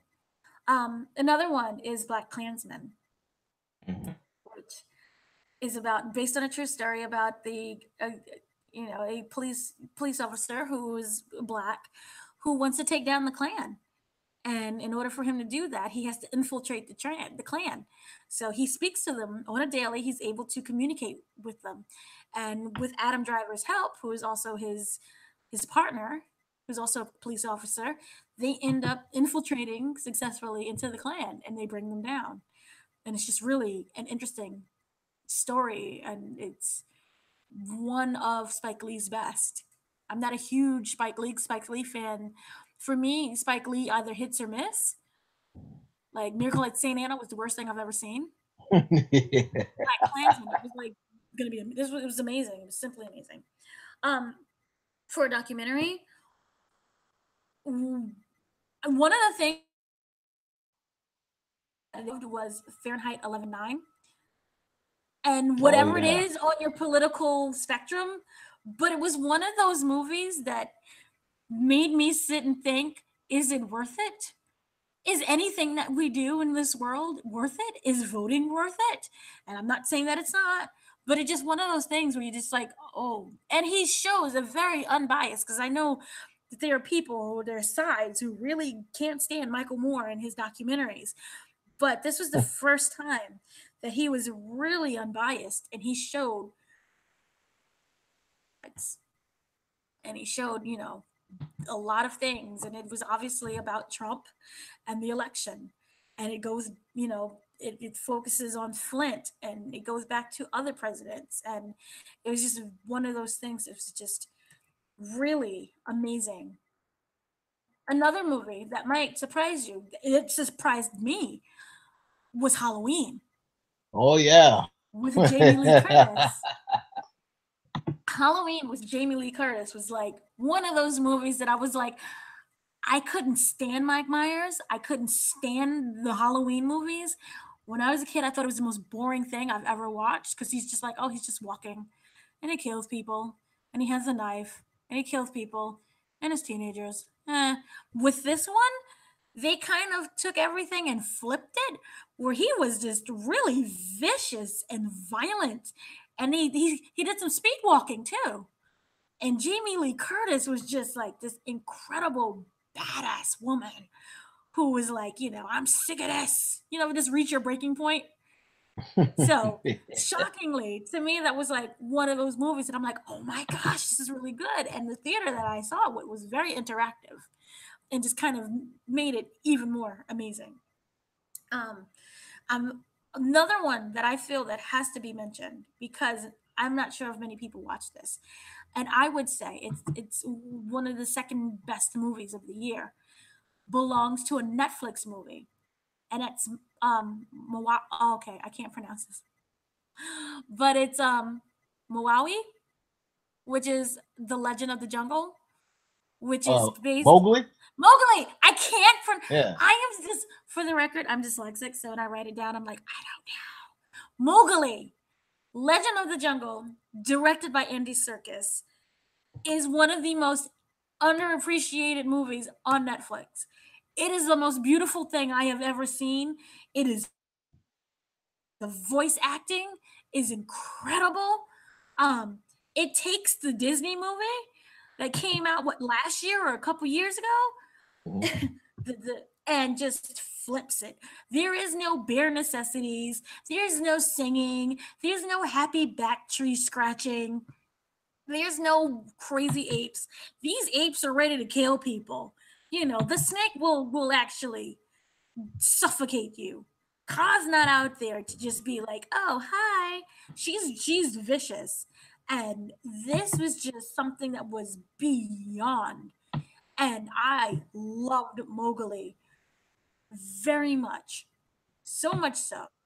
Also, I have to mention The Girl in the Spider's Web was Oh yeah. just one of those movies that made me look at Claire Foy's work. I hated Unsane that she was in previously, but for this one, she was completely transformative, and I loved it. And I don't like the spider web trilogies. Just for me, they kind of tend. It's weird, but they just tend to be kind of boring. Both the American and the Swedish ones. But this one was just it just grabbed me, and the storyline, Claire Foy, and also dealing with the sister and the family. It was just there was no happy ending for anyone at all. Mm. So this was absolutely. Also, I have to mention, To All the Boys I've Loved Before, which is another Netflix movie, Oh just yeah. which ties into Crazy Rich Asians. They're not related, but just for the simple fact that Asians had a huge year this year, just like we had Black Panther, they had Crazy Rich Asians and To All the Boys I Loved Before, and they were both very successful movies, and it shows people of color can sell tickets. We can Mhm. be number one in the box office, and they're both getting their separate trilogies. So two more movies will be coming from each of those titles, which is just amazing. Also, I know we just saw Bird Box. I have to mention again. I truly, this is on one of my best. I know you. Many people hated this movie, and I had some little funky ways towards it at the end because there's a lot of questions that just wasn't answered. But I believe the execution of a thriller, it really paid off. And I felt like I was trapped, and it was very intense. And I truly, truly love this movie. And lastly, I have to mention The Bleeding Edge, which is a documentary also on Netflix that is about corporate greed and how it relates to medical devices, something that everyone, if you don't have now, will probably have in the future. So everything from your hip replacements to an IUD. So it's about how corporations take shortcuts in order to make a larger profit, and as a result, we, the customers, end up suffering because it has to deal with a lot of the metals that they use and how the devices, they don't test them properly before Mhm. they pass them through the FDA. So as a result, we end up paying the price either through death. We end up with a unnecessary surgery. There's people who ended up with signs of dementia when they had no dementia at all. It was the metal poisoning from the chrome that was in these devices that was poisoning the system. So it's one of those documentaries that scared the holy heck out of me, and I ended up not having a procedure that I was supposed to have Oh just whoa. because of what was like I'm good. I saw this and was like, no, I was supposed to have an implant for my lungs so that they can measure the pressure. But after seeing this, I was like, I'm good. No. So that's and I also have to mention Widows, but you also mentioned Widows, and that was a really it's an honorable mention. It was not great for the Mhm. simple fact that Gillian Finn's writing is kind of very formulaic for her. Because once you've seen some of her other works or read any of her other books, you kind of know what's going to happen. There's a plot twist that's not really a surprise if you've read her previous works. You kind of just see it coming. And also, honorable mention has to go to Instant Family. Oh yes. Yeah. Yep. It was just one of those movies that That was was just emotional it tear was streams. emotional. Like it just showed that family is what you make of it. They do not have to be blood related. If you have the desire to care for someone else, then you can just go out and you can adopt, you can foster. It's not an easy process, but There are people who do not have a home, they do not have a family, and you can provide that for them. And that's why I loved it so much. And also, honorable mention, it's not necessarily a movie, but Springsteen on Broadway was phenomenal. It's on Netflix. It is the taping of his last Broadway show that he did, which is basically about his life and based on one of the books that was an autobiography. I don't listen to Bruce Springsteen's music. I just something that's never crossed my path. When I saw this, it was one of those things that was on autoplay because I've watched like Infinity War 15 billion times because it's on Netflix. And I was one of the people who got the snap. So when they released it, by the way, it wasn't advertised. I had to actually physically search for Infinity War. So Hmm. screw you, Netflix, for that one. Because half of the population saw it on their queue. Like when it says new releases, Yeah. it never came on mine. Oh. So like me and like half of the world was like freaking out because I'm like, it released today. Where is it? But you had to physically go and type Avengers, not Infinity, not Infinity War, but Avengers, not even the Avengers, just Avengers. So it was a struggle. But after I saw that, it was one of those things that audio plays, after you finish a movie and it jumps into a next one. So it just played it, and I was like watching it. I was like, this is the best storytelling I've ever heard. And it's just him playing songs and talking about his life. But if you just one of those people who just you want to just listen to a good story, I would recommend that. So that's an honorable mention. So I yeah, gotta check that out. yeah. So I think that was an excellent list. it was a And wee bit longer. I'm sure there was a lot of there's a lot of movies that I absolutely would have added to my list. Also that you mentioned. I did also see Love, Simon as well, and I would have I never was pictured you surprised saying by this. just how moving that movie was. I would have never pictured you watching Love Simon. Oh yeah. I mean, I believe I saw it on a flight when I was traveling somewhere. Um, but yeah, I mean, anytime there's a movie that a lot of people are talking about, I always try to make a point to see it so I can see what the buzz is. And yeah, that was another movie where I was like, yeah, it was very surprising to me that I enjoyed that as well. So, Mhm. um, yeah, yeah, like I said, you had some excellent picks. Pretty much everything that you saw. I have not yet seen Bird Box, so I will have to reserve Ah, I will see it because it is on Netflix. Another movie yes. that I didn't get to see, but I had made plans to try to see it, and for whatever reason I never was able to see it was Tully. So I do need to see that because I Yes, was Tully. interested in that because you told me before it was a good movie, so I gotta see that also. Oh, and also honorable mention has to go to the Miseducation of Cameron Post. Yes, yeah, I heard about that also. That is Um, such a good movie. And so also, Fantastic Beasts: Crimes of Grindelwald, which I am the only person who liked that movie. Here's the thing. Here's the thing with me. I have not read a Harry Potter book since they came out, and I believe the last one released was in 2001. yeah, So I was not as tied to the stories and the timelines. Yes, J.K. Rowling is slowly becoming George Lucas in the fact that she rewrites her own history and all of these origin stories. So technically, nothing makes sense.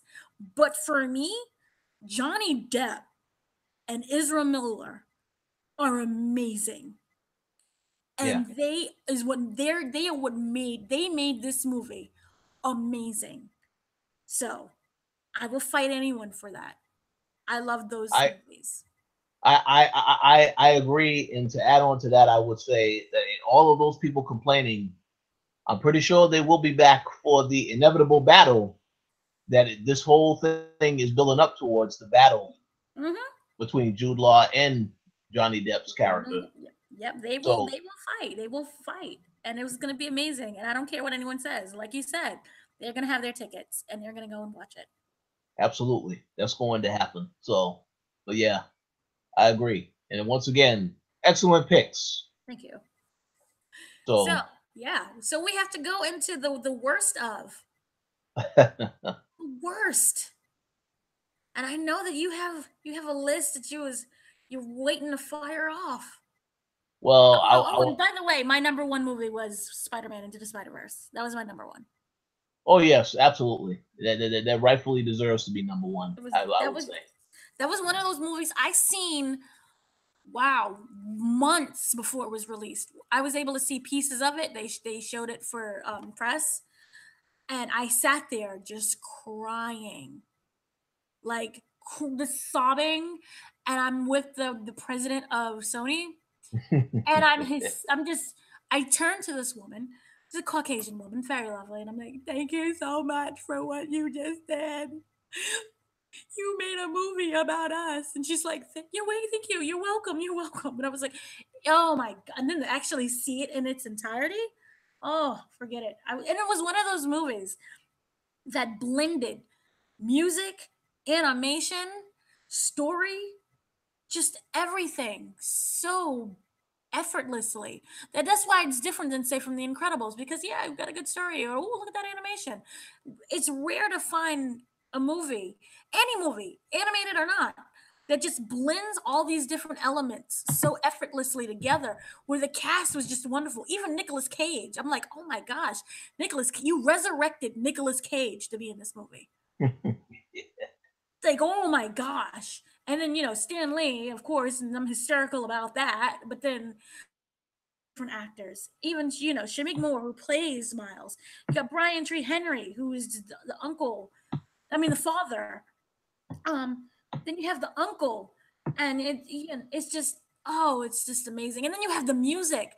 Who the heck would think Post Malone would be the poster child for Spider-Man? Oh yeah. But you got Post Malone in there, and it just works. So, yes, that's my number one. Sorry. Oh no.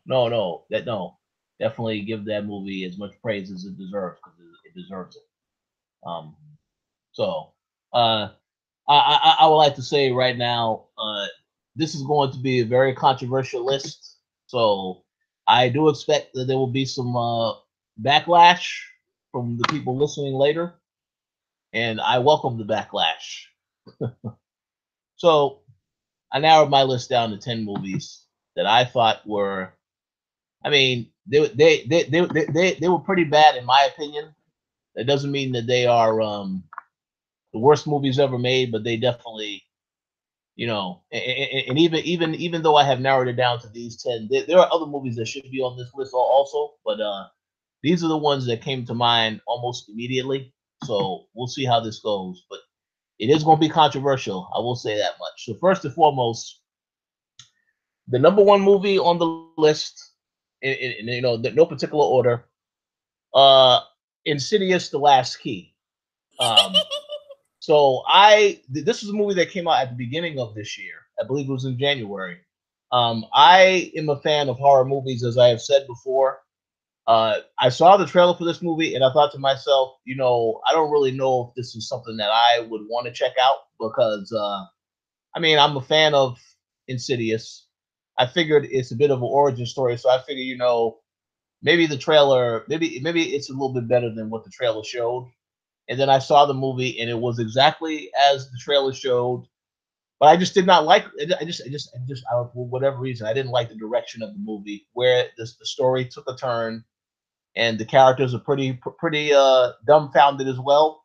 So I have to say it was disappointing. I thought it had potential, because the older woman that's in the movie, I know she's been in some other movies before, but for whatever reason, I was disappointed. But I guess I did it to myself. I mentioned on this show multiple times, I often go see a lot of horror movies that I know are probably going to be pretty bad. This was one of them. Moving on from there, Unfriended: The Dark Web. Yes, I've already spoken on this. This is another movie where I went to see it with the intent of seeing people get killed. That is the enjoyment that is the only enjoyment that I get out of these horror movies, to see how does the dumb protagonists get themselves killed. And I wasn't disappointed with this one, at least in that regard. But everything else with the movie was just, it just was ridiculous. Um, And then when you see this and you see a movie like Searching, it's like, yeah, Searching is just on a whole nother level in terms of what it offers. But this movie, no, thumbs down. Don't see it. I wouldn't even rent it if you had an option to rent it. Don't waste your time. But yeah, those are the other two. This one may shock some people, uh, and there's a lot of others that will shock people as well. But I have to mention this because I like this actor, and rarely do I ever go to a movie and fall asleep on a movie, but that has happened a couple of times. And this is one of the movies that I fell asleep on. I did see it later, and I see while I fell asleep. It's a movie called The Commuter, starring Liam Neeson. So basically, taken on a train. Um, I expected it to be a dumb fun type of movie, but man, it was so predictable from the moment that when they reveal and then when they reveal who was behind everything, who was the villain. I was like, oh well, that's not a surprise at all because that was already hinted at early in the movie. But man, I will say this: I do like Liam Neeson. I will go see his movie Cold Pursuit because I saw the trailer for that. I'm definitely going to see that, even though that movie might be bad. There's something about that movie that I think, okay, this might not be that bad, but we'll see. But The Commuter, nah, son, that was a thumbs down for me. Um, You said nah, son. oh yeah, no, yeah. It definitely had to be thumbs down. I have to keep it real. So this is where the list may get a little bit more controversial. Okay, this I know I will get pushback on because of the person that's in it, but I have to say it. The Equalizer 2. Okay, so let me say this. First and foremost, I'm a huge Denzel Washington fan. All right. I loved him in Training Day. All these other movies he has been in has been great. When they announced Equalizer 2, I thought to myself, why are you making a sequel? I saw the trailer and I instantly was laughing at the trailer because to me, this is a comedy. It's not really an action film. You see everybody's Denzel killing everybody. The problem is that the trailer pretty much showed everything that happens in the movie. And then when I saw the movie, I thought to myself, Equalizer 2. Man, this title doesn't make sense because Denzel is just outmatching everybody. There was at no point did he ever have a threat that he went up against, and you actually felt like, oh, it's going to be a problem for him trying to take down this person. No, never have we ever gotten that. And the whole thing about it that really annoyed me about this movie, the cast, the who they chose as the villain, there obviously was a backstory to the character. This felt to me like this should have been the first movie as opposed to the second movie because, and you could have built up that this was somebody who he was going to have to deal with in a sequel. But because of how they did this, it felt like we got to do a sequel. We got to make it more interesting, bigger and better than the first movie. And I felt like, well, that was what they intended to do, but it just did not hit the way that I needed it to hit. And then, of course, when you release the trailer, it literally shows everything that Denzel does, how he kills the people, the little wisecracking lines that he has against the bad guys. All of that was shown in the trailer. So after seeing the trailer, I'm like, why do I need to see the movie? But I figured there might be something different. But no, there was nothing different. So that was disappointing. Um, with that said, Denzel is still an excellent actor. I look forward to seeing what he does next. But Equalizer 2, that is one movie that I definitely could have said, you know what, maybe I'll rent it. I didn't need to go to the theaters to see it though. But disappointing, I have to say, without any hesitation. And my apologies to Denzel, but we got to keep it real here. So it is what it is. These next two movies, I'm gonna mention both of these in the same sentence because the equal amount of disappointment for different reasons. Number one, Red Sparrow. Okay. Jennifer Lawrence, I'm not really a huge Jennifer Lawrence fan. Mm-hmm. I know that she has been in the X-Men movies, but she is not. I figure she's okay. This was a movie that when I recall, I went to see another movie at the end of last year, and they had a trailer for this movie. Like they made it like it was a big event. Like in 2018, Jennifer Lawrence will be appearing as Red Sparrow. So I said, okay. So I went to see the movie, and I just was not impressed. Um, I like some of the people that were in the movie. You know, the guy who started opposite her, um, Mr. I believe his last name is Egerton. I forget the first name. Joel. I think yeah, Joel Egerton. If I'm pronouncing the name correctly, I might not be. He did such an excellent job in another movie that he was in. I believe it was called I can't remember the name of it right now. It's the movie he was in where he kept stalking the other guy from Arrested Development. I can't think of the name of the movie, but that movie he was in, that was an excellent, excellent, excellent movie. I'll have to look it up after this. But Red Sparrow, no, no, no, no, no, no. Predictable, and then you see her getting herself caught up in the crime stuff, and then but you already knew what was going to happen once you started to see how the movie unfolded, and you wanted to see the bad guys get their comeuppance, which they eventually did at the end of the film.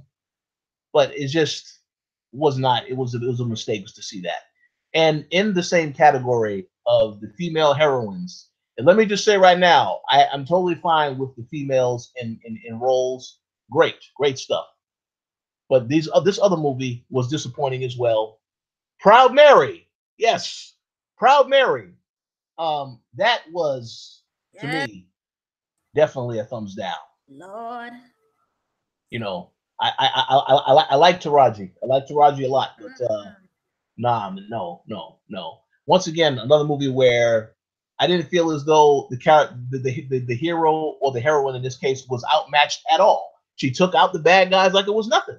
I was like, okay, well, whatever. Yes, you can say you had a conflicting relationship with one of the bad guys. That's fine, but you still took them out like it was nothing, and that was it. So I don't really know if they're going to have another movie in that franchise. I know Taraji wanted to do something different. I applaud her on wanting to do something different in the action role. She wasn't horrible. It's not horrible to conceive her as an action star, but in this particular movie, no. I just There's a lot about it that I didn't like, so I have to give that a thumbs down. And another movie which I also think was also bad, and another movie that I will add that definitely put me to sleep, Tomb Raider. I recall talking about this, I believe it was with you and Gary on the co-op. And when we talked about Tomb Raider, and I said, no, no, man, no, no. Now I want to say this: the actress is excellent. I appreciate the fact that she did all of that for that role. She deserves the credit, and her husband as well, Michael Fassbender. They are excellent. They're really great actresses. In terms of getting into shape for the role, everything. The level of commitment to the role is great. But the movie for me fell flat, and it moved a lot. The story moved along too slow, and maybe it's because I already know about the Tomb Raider story and what happens to the father. Maybe that's what it was. But that movie was disappointing. To It just was lazily done. Yes, yes. There you go. Yeah, I you can't couldn't say it even better than that. see some scenes because the lighting was so bad. I saw it in the theater and I'm like, what? You couldn't even see some scenes. That's Yeah. how lazy it was. There Well, was no maybe, lighting. maybe that's why I fell asleep because it was getting darker in the theater. And the characters are talking and stuff like yeah, that's probably what it was. But yeah, I have to say that was a pretty disappointing film, and I know I shouldn't have any high expectations for a movie based on a game, but yes, this was disappointing, unfortunately. So I have to mention that. Now, these next couple ones. Well, wait. Well, hold on. Let me get to two other quick ones, and then these next, the final three are going to be the ones that I definitely get pushed back on. So these other two quick ones, Slender Man. Okay, another movie that I went to go see because I like horror movies, right? This was a disappointment. It was disappointing on so many levels. I know, and then of course, the ending. Whereas the pretty much all of the protagonists don't, none of the protagonists make it at the end, which I did laugh. Found that funny, but I just, man, this movie, it didn't really grab me. It didn't really keep me engaged. So I would definitely tell anybody that wants to see it, don't go see it.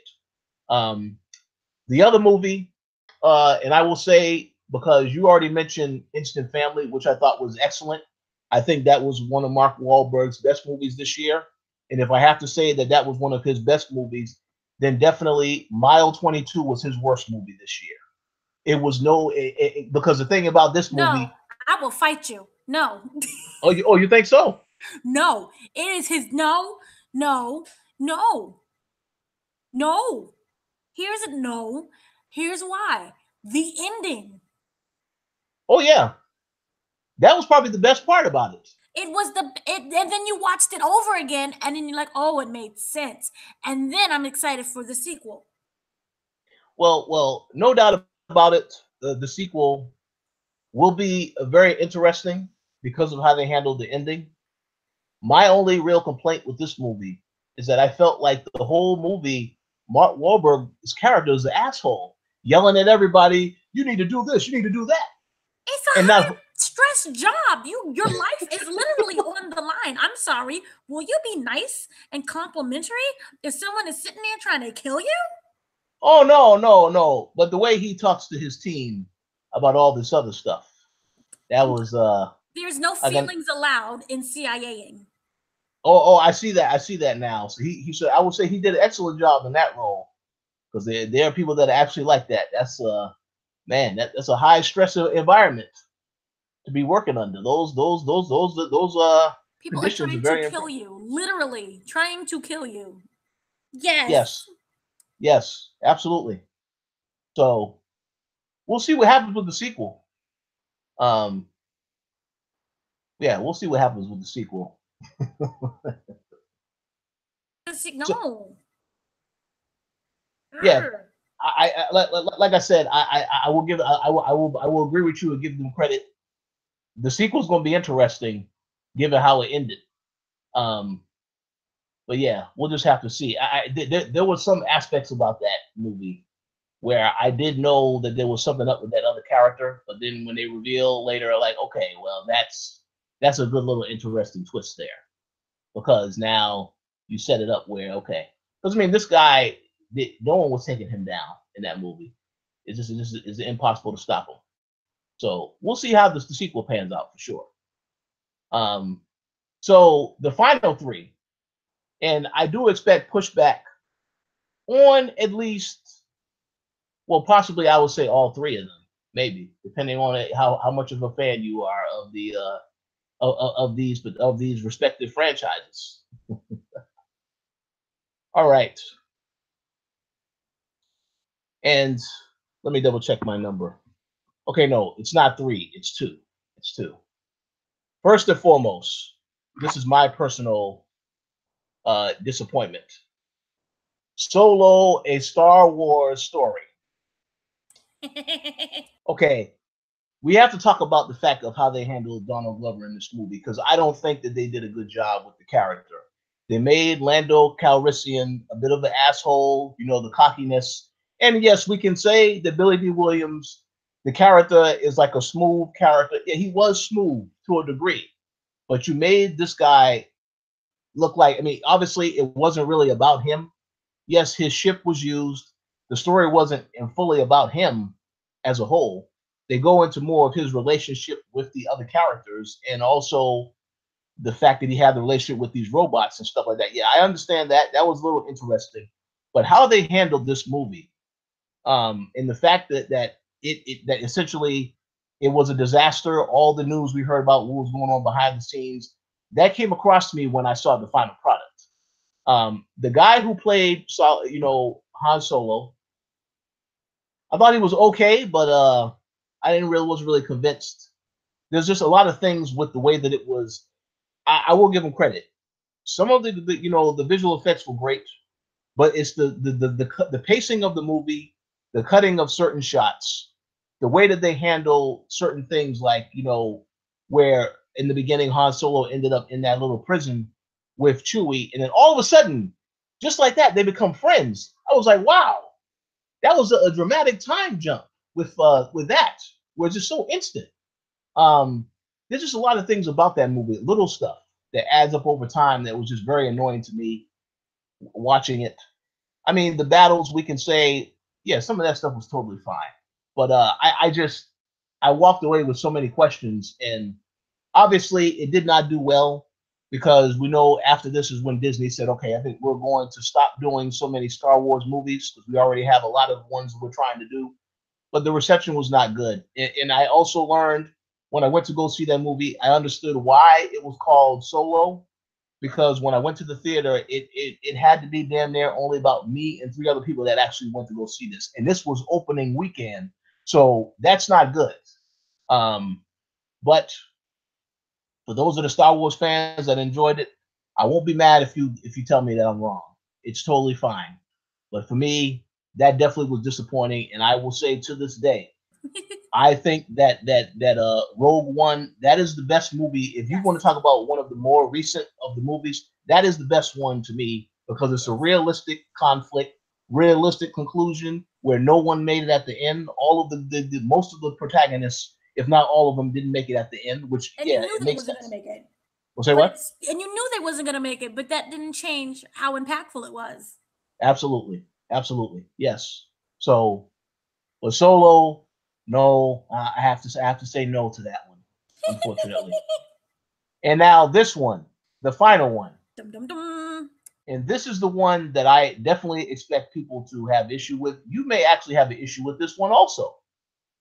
I have to say, there are certain parts about this movie that I think was okay, but as a whole, I have to say, because of the ending, because of some of the direction that they took other stuff, yes, I will see the next one. But because of the direction of how they took certain stuff in the actual movie, I have to say, man, I just it left a bad taste in my mouth. And I have to, and the movie is Jurassic World: Fallen Kingdom.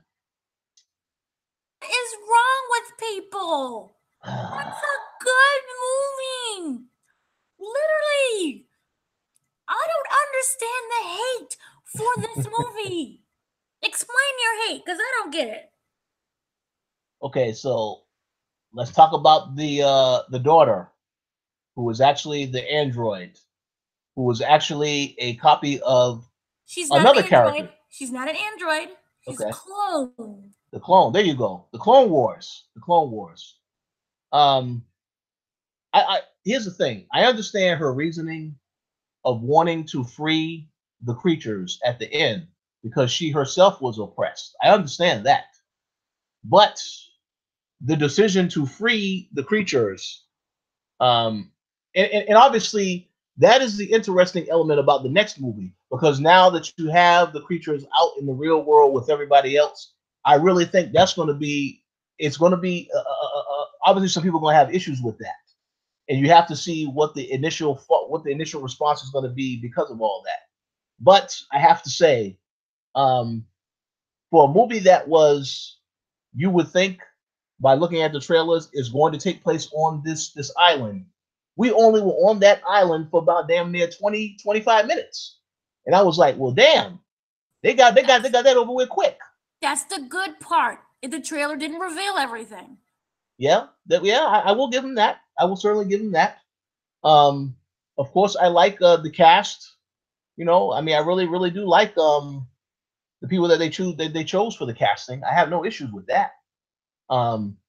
It's just like I feel that this is a movie where you either really enjoy the movie as a whole, or that you're not going to like the movie because of the way certain stuff went down in the actual movie. But dinosaurs, they died, and I cried. The brontosaurus, come on now. Oh well, that was very dramatic, and that was very He's sad screaming. moment to watch. He knows that he's going to die, and he's pleading, "Please let me on the boat." Yeah, that was sad to see. That there's no doubt about that. That was sad to see. Yeah, it definitely hurt me to watch that unfold. But you know, see, the thing is, because that movie came out back in June, it's hard for me to pinpoint every issue that I had with it because I haven't gone back and seen it yet. I just know after I saw it, that ending, I had some conflict with the ending. Again, I understand the character's motivations for freeing the animals. It totally makes sense within the context of the storyline. But the way that they ended that, and then of course the predictability of we knew the bad guys were not going to have a happy ending. You knew the minute that they brought them dinosaurs onto that brought them back to that estate. You knew that was not going to end well for those bad guys. And then you see them trying to we're selling the dinosaurs. I got $5 here. Can I get $10 here? 15, 20. As soon as it got to that moment, you knew none of them were going to get a happy ending, and they deserved to pay for what they were doing to the animals. They definitely deserve all of that. But some of that predictability of knowing that moment, and then the questionable ending, some of that stuff definitely it left a bad taste in my mouth. Now, if I go back and see the movie again, I may have certain thoughts a little different. But yeah, that was how I felt at that moment, and I haven't gone back to see it yet. I'm not really sure if I'll go back to see it yet, but perhaps I will see some of it. But like I said, that's a movie where I think you either really really enjoyed it or you had some issues with it. Oh, and then the other thing, Jeff Goldblum, right? This guy wasn't hardly in the movie at all, and that I think also annoyed me to an end because for a character that has, he's so important to what they had with these other movies. I would have been like, okay, maybe he should have had a bigger role, but he was only there. They brought him back for. Say what? It's not a sequel. It's kind of like a reboot. He doesn't need to play a big part. He was there as the voice of knowledge and reason. Yeah, he was there to say, "Welcome to Jurassic Park." Ha ha. No, you don't need him to be in every scene. He did his movie. He lived through his trauma, all three of them. Yeah. And then he moved on with his life. And then they brought him back because, he had the experience. He doesn't want to be on that island that's stuck with the dinosaurs again. He's good. That kind of reminded me what they did with that Ghostbusters movie, where they brought back, our favorite actor. And they killed him off in the movie. But Bill Murray's just that kind of weird actor where it works. It works. You had him in Zombieland, and then he's like dead, but it still works. You appreciate his death. Yes.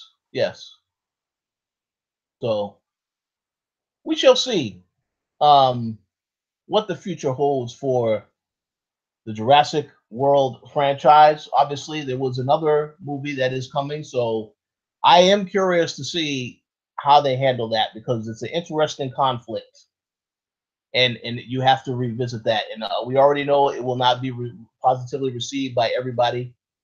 To know that they are now living in a world where the dinosaurs are also there too, so I'm curious to see that.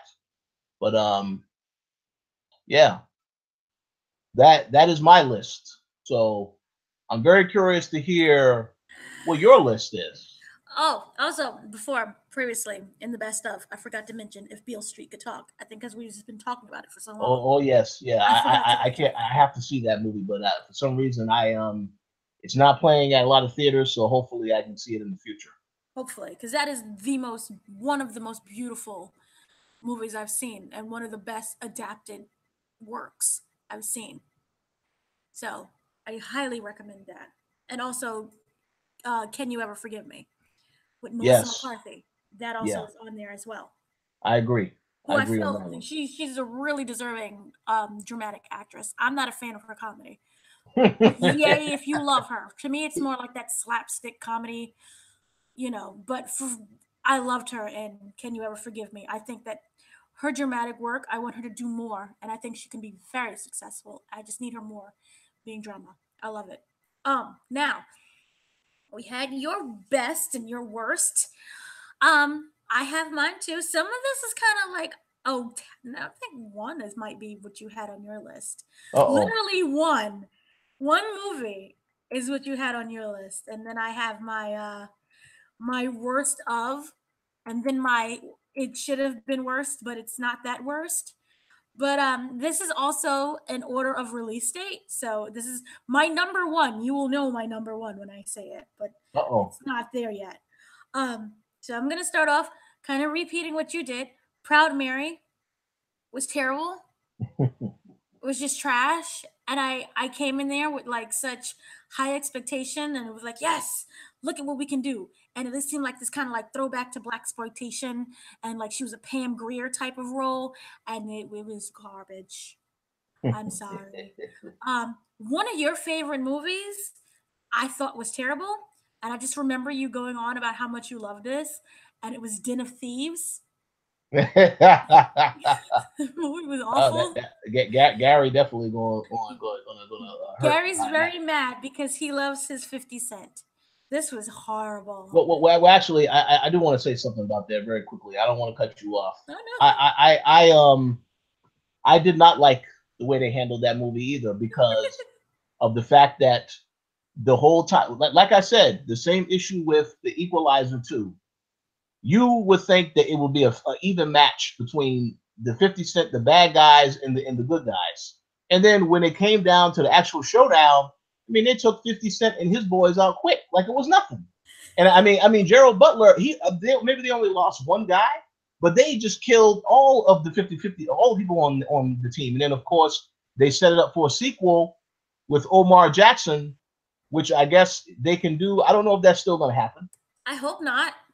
Yeah. So, but no, I understand why that is on the worst list. I think it does deserve to be on there because it had so much, like the build up to the actual confrontation, I thought was great. But then when you get to the confrontation, that's when it was like, all right, now, because they tried to tell a story about each of the characters to give you a bit of an understanding of them, what their life was like outside of the actual job they were going to do.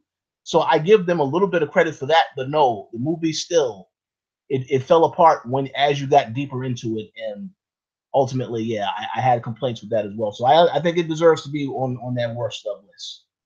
Well, as of February was the last update. They did say that it was getting a sequel. So, Okay, well, there you go. I won't be watching. But many, many powers to those who like it. Yes. Maze Runner Death Cure was a trilogy yes. that it took like 5 years to basically release, because I know there was a lot of injuries and stuff just happened and it got pushed back, but it was not worth the wait. It was terrible, a terrible trilogy, terrible ending of a trilogy, and no, no, and just a waste of everyone's time and my time. And I really liked the first Maze Runner. The second one was okay, but the third one was just no. I'm sorry. Winchester, which I don't know if you've seen. I don't know if you like ghost movies, but yeah. I heard I wanted to see this movie, but then when I heard and saw those scores, I said, you know what, I'm gonna pass on this one. Yeah, it just got critically panned. It was critically panned because it was critically boring. It was just really, really bad, and I only saw it because of the actress in it, who was Helen Mirren. And I'm like, ooh, Helen Mirren is doing a ghost story. And it felt like it was going to be something like Rebecca, which is one of the best ghost stories out there. And it had this very haunting vibe to it. No, it was boring. And it was just bad on top of that. Like, it's very forgettable. And the scary scenes just wasn't scary at all. It was just silly. It was very, very silly, and it was just a hot mess, and it was lazy. And that's one thing that I can't stand is this laziness. And it was just one of the. It was terrible. It was trash. No offense to those who were in it. You got paid. Look, any of these movies that people were in, and at the end of the day, they got the bills paid. They can pay their bills and eat at the same time. So good for them. Okay, moving on. Cloverfield Paradox. Jesus. That was like a really great way to like end something that was amazing. And you knew that it was really, because if you listen to the news stories, Netflix, they had to dump it onto something. Someone had to buy it because it just was not, the studio themselves knew that it was just bad. And they had to just dump this film. And if you even remember how it was the Super Bowl. And remember how we watched the commercial coming soon, and then the next Super Bowl commercial was kind of like, it's on now, I remember it generated all those views because I think that they marketed it beautifully. Netflix, their profits and stuff, they go by viewership, Yeah. right? Much like regular TV, but they count how many views they get. And because it tied right into the Super Bowl, and you have that audience of like what 100 million people, just automatically built in because of that, that you had all these millions of people immediately flock to watch Cloverfield Paradox. And it came on because the game ended like probably at 1 o'clock or maybe midnight. So people was like really amped up. There was the Twitter went completely insane over this, and it was the worst thing. That was just awful. And the cast was really brilliant, and they had these moments that were kind of really great, especially when you saw in the trailer like the hand thing. But it just completely disrespected the previous two movies, which your Cloverfield and Cloverfield 10 Lane, which to me Cloverfield 10 Lane was one of the most wonderful movies I've seen, especially with John Goodman. He made that movie. But no, it was trash. It was really bad. Yeah, no. Moving on. Still not the worst, by the way. Moving on, I would have to go with the 15 to 17 to Paris, which was a Clint Eastwood directed movie that was about the real life superheroes and who stopped the gunman who was supposed to shoot up the train and the train for I think from in Paris.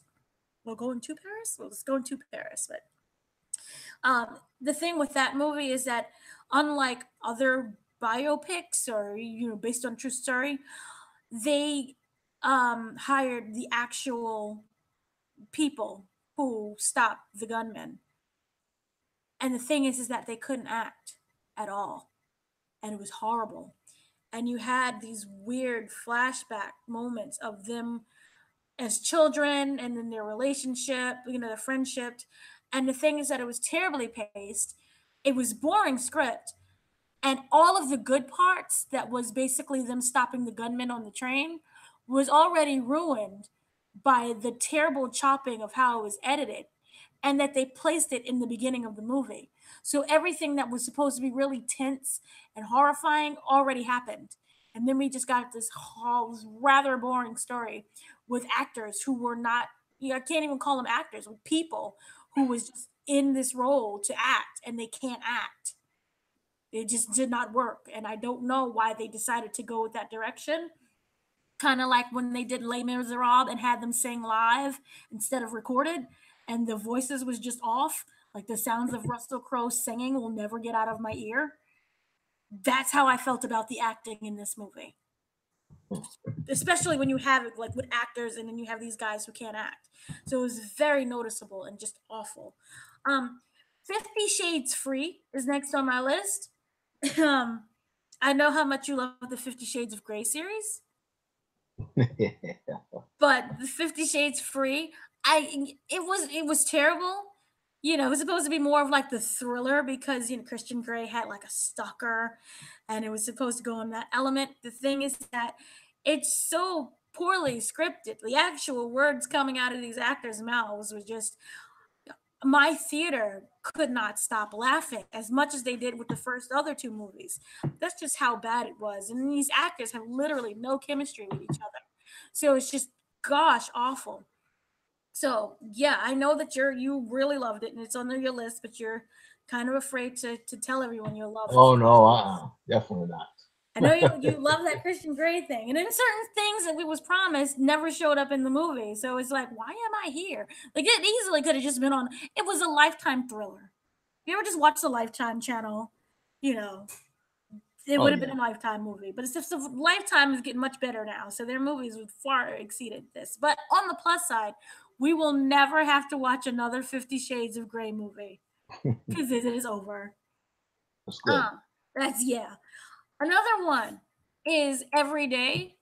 Not many people went to go see this movie. I only saw it because I read the book and I kind of love the book. It's about this guy who was born ability. It's uncontrollable. So every day he wakes up in a different person. He wakes up in a different body, and he has to be that person for that day and live their life close to how they would live theirs. And he does this, and he ends up, because it's supposed to, YA, he ends up falling in love with this girl, and he travels body to body to body trying to get back to this girl. The thing is that the different bodies that he has is just not that climactic. These are characters that you just kind of don't really care about, and the story, it starts to dwindle. In the book, it's very more in depth, and there's things where he's in the mind of someone who wants to commit suicide, and that fear and that paranoia that he's also in as well. He's in another body, and it's also he can't escape it. So the thoughts, for example, depression is just overwhelming him and overwhelming his senses. And there's another one where it expresses, a gay relationship and how it feels in that body. And another one is, he it's just one of those real, he's in the mind of a drug addict. That I think is one of the most poignant parts. And it's like what it feels like to crave a drug, but none of that is in the movie, and all you get is just really terrible kind of YA material, and it's terrible. Okay, moving on. Another one of the movies that when I saw that this was a sequel, I lost my mind. Everyone that I knew lost their mind, especially those who like grew up watching the original. And the original was such a cult classic, especially in the Black community, that when you see this being made a sequel and it's going to start, also have like Keith David kind of playing the role, and Keith David can play those evil parts as well. You always got really excited. But it was the worst thing, the second worst thing kind of that I've ever seen. And it's up there on that list, maybe the top 5 of worst things I've ever seen. And that is Tales from the Hood 2. Yeah. Yeah, I did Yeah. see that, and I'm surprised I forgot to add that on my list. Yeah. Tales from the Hood 2 is like, yeah, I don't remember. Here's the thing, I'm gonna be very honest. I don't remember how it's on Netflix. That's how I found Yep. it. Yep. Because it was at a film festival in Canada only. And I was so angry because I couldn't get a screener for it. I was so mad. And I waited every day until I knew if it comes to America, if it's going to be in theaters, what's going on. Like, I got super excited. And that is, that was one of like those movies that just had such an impact on me as a kid. And also, it had such a really great life lesson behind it. Remember, there was like the overarching story about, you know, the people that you hang out with and how it can come to your death, and the path that you choose in life is Hmm. going to either bring you to your own hell or your own salvation. And with this one, from the very first story, because it's multiple stories, it's like an anthology, nothing made any sense. It was beyond poor acting. This looked like, how you watch Searching, and Searching was like a $1 million budget and you didn't even know? This felt like it was done on like a $50 budget. This was the worst thing. Like, even on like David Keith, who's a very highly acclaimed actor, he's doing Greenleaf, he's doing all these different movies. Why is he doing this? It's insulting to me as just a viewer and a fan of his to see him in this, and it was the one of the worst things I've ever seen. So, yeah, terrible, trash. Another movie you mentioned, Red Sparrow. I hated it for the same reasons, except for here's the thing: I had to watch it 3 times because I could not stay awake. I was I was bored to tears, just bored. One of the movies that also here's another one that some people liked. I couldn't stand, and remember I had to go through a battle with this movie, and that was A Wrinkle in Time. Oh yeah. Yep. Oh my Yep. gosh, this was so bad. This was just like the script. It looked like it just didn't come together at all, and everything that was great about the book, it had so many different layers and different aspects. I understand if you want to take out, the religious parts and make it, more PC or whatever, and it was just overall it was so bad. You had Oprah, who was a 50-foot woman, a magical lady, just walking around Earth is like, 50 feet tall, like it was nothing. I'm sitting here, I'm like, what's going on? I'll see the 50-foot tall woman. Terrible. Um, so you had that going on. You had Mindy Kaling speaking other everyone else's words except for her own, and I know that's supposed to be a meaning behind that, but the dialogue and the way that she was using it, you could tell that they was trying to like. You ever seen like older people try to be hip and young? Oh yeah. So they're like, look at my cool points. You Oh, dig oh, it? absolutely. So Hmm. it just didn't work. You had that going on. There were just aspects of it that was just terrible. You had the weird, creepy brother who he was kind of like the saving grace of this whole movie. But you had this brother who was like, you know, a regular little boy, and he somehow magically turned into Satan. Or he was just like this evil child from the Omen, just automatically. Chris Pine deserved a, you know, pure point in the movie, a little, you know, more scenes, even though he was the one that was missing for all these years and decades. Also, then it was like the teachers was just mean. Yeah, you know, they would whisper behind like the school grounds, you know, her dad's dead. I'm like, the kid's right there. Why are you saying this? This is not like, oh my gosh. Like it was really bad. Like just watch it on Netflix. It's on Netflix. Just watch it on Netflix because it's just not I had to see it in a theater. And while it was free, I had to pay transportation to see it. Oh, whoa, whoa, whoa. Okay, that's a lot. So no, it was That's a no. lot. That was okay, no. All right, no. Okay, moving on. Cause I have some, you know, I'm almost done, but I could get yeah. Unsane is one of the Yeah. movies I mentioned with Claire Foy. She plays a woman, and who is going in. You know, she's a regular woman. Everything is perfectly fine. She, you know, she believes, and all of a sudden, she is magically committed to an insane asylum. Like it just doesn't. It's by Steven Soderbergh, and it just does not really make any sense. She's a troubled woman, and she's trying to escape her stalker, right? So she goes and she makes an appointment with a counselor at like a behavioral center. And she signs paperwork. She talks about what's going on and she ends up signing paperwork. This is a counselor. What she doesn't know is that she signs a release form that voluntarily commits herself to a 24-hour stay in basically the insane asylum. And she's trying to call the police and she's trying to tell people, I don't belong here. But they're like, hey, you signed the paperwork. Go in there and, you know, go back in the medical facility. And they treat her like complete garbage. And it was supposed to be a 24-hour stay, ends up being days. And it is one of the worst depictions of mental health ever. And it's kind of written by somebody who I kind of felt like they've never stepped into an actual mental health facility. Mm. Like they have men and the women sleeping together. There's this horrible abuse and mistreatment that's going on. I'm not saying that abuse and mistreatment doesn't occur, but just basic things where it's like it just looks like there it's kind of very cruel and unnecessary, and it's saying that towards the mentally ill community, and it's just terrible. And this woman goes through weird periods of sedations, and they treat everyone like horrible. They don't allow the phone call, and it's just one of those things that itself the book the movie is just terrible. It is absolutely terrible, and you have her trying to escape, and it's just it's so bad. And the budget was 1.5 million, but it looks like it was filmed on like a $100 budget.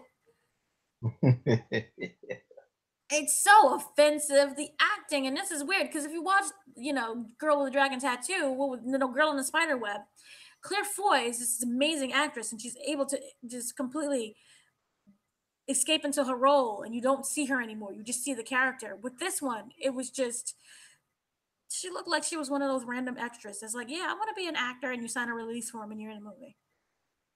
So it's just terrible. It's terrible, and it's offensive, and it's just really bad. And it makes people who they deem them as crazy. If you have any type of mental illness, you're automatically crazy, and so it's just offensive. Many different levels, and the movie itself is just really bad. It's poorly directed, poorly lit, poor cinematography. It's awful. But it's still not the worst movie of the year, which I'm getting to eventually. Also, I have to mention, without a shadow of a doubt, this movie had such high praise. It still has high praise. The cinematography is wonderful. I want to say that about this with this next movie. Cinematography is wonderful. You know, you can even argue that the script is really great. There are elements of it that keeps you, very high, intense moments where you don't know whether or not people are going to live. There are people who die. It's really sad. It's really happy. But overall, it was one of the most boring movies I've ever seen, and that belongs to First Man.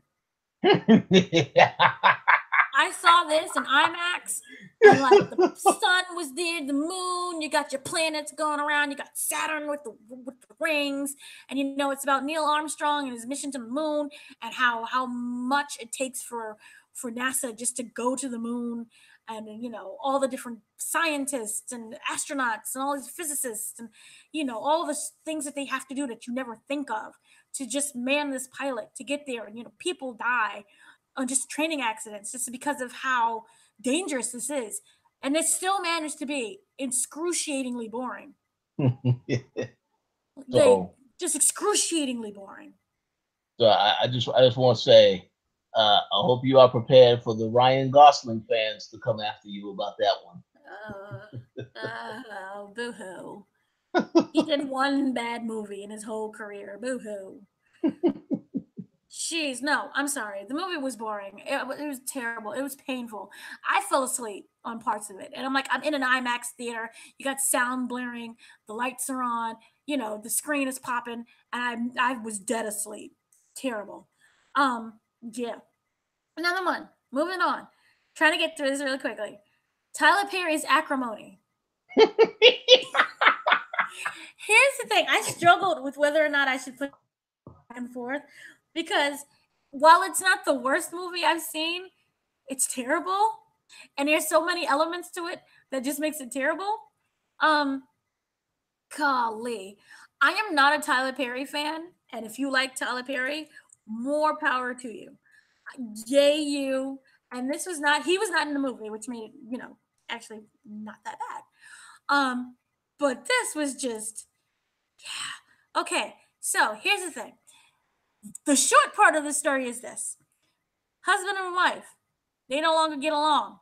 She asks for a divorce because, he wants to he creates this invention. He's trying to create he's trying to create an invention that's supposed to change everyone's lives and change the future. And he is, very dedicated to his work. But like all inventions, unless some magical thing happens, it takes him many, many, many, many, many years to succeed. And he's not there, and they waste money. He's not working. She goes into debt, and there's all these different problems that follows that just basically breaks the marriage over a span of time. And she asks for a divorce.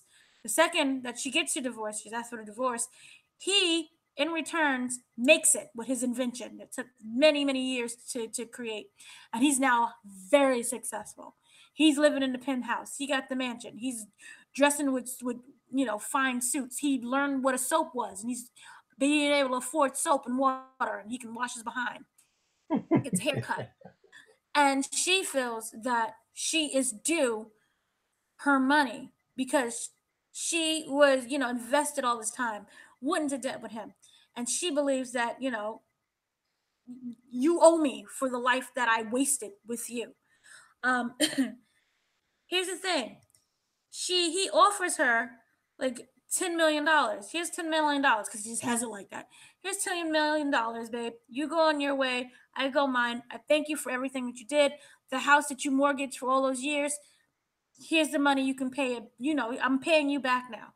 I don't really want anything to do with you. I got my new wife. I'm happy. She loves me. She supports me. She views it as this woman has now came in and stole the life that was supposed to be ours. So as a result, she becomes very bitter and very angry, which you can understand up to a point. Here's the problem that I have with this movie. This movie spends 90% of its time with the backstory, with them or him trying to make it. Robert Gale, who's the engineer, who's trying to sell, like he creates this battery design. And it takes, like I said, years. The thing is that it spends way too much time with the backstory, and it's way too boring and it's way too elongated for me to care. when he makes it and he's successful, it's not like he's like, I made it now, babe. Peace out. I got my new wife, my new life, and everything else. No, she's the one who divorces him. Even through the divorce, kind hearted and gives her $10 million. I understand the sacrifice that you made, babe. Here's money. Take care of yourself, your family, get the house back. Do you, boo? Right? So they're right there. But she holds on to that anger and it festers to the point where she acts like a deranged nut through the whole movie.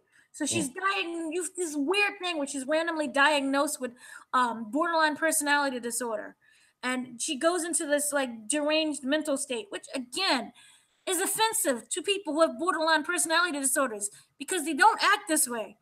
But anyway, she goes completely berserk and completely nuts. And she spends the movie basically trying to kill him and his new wife and the fetus that is inside the new wife.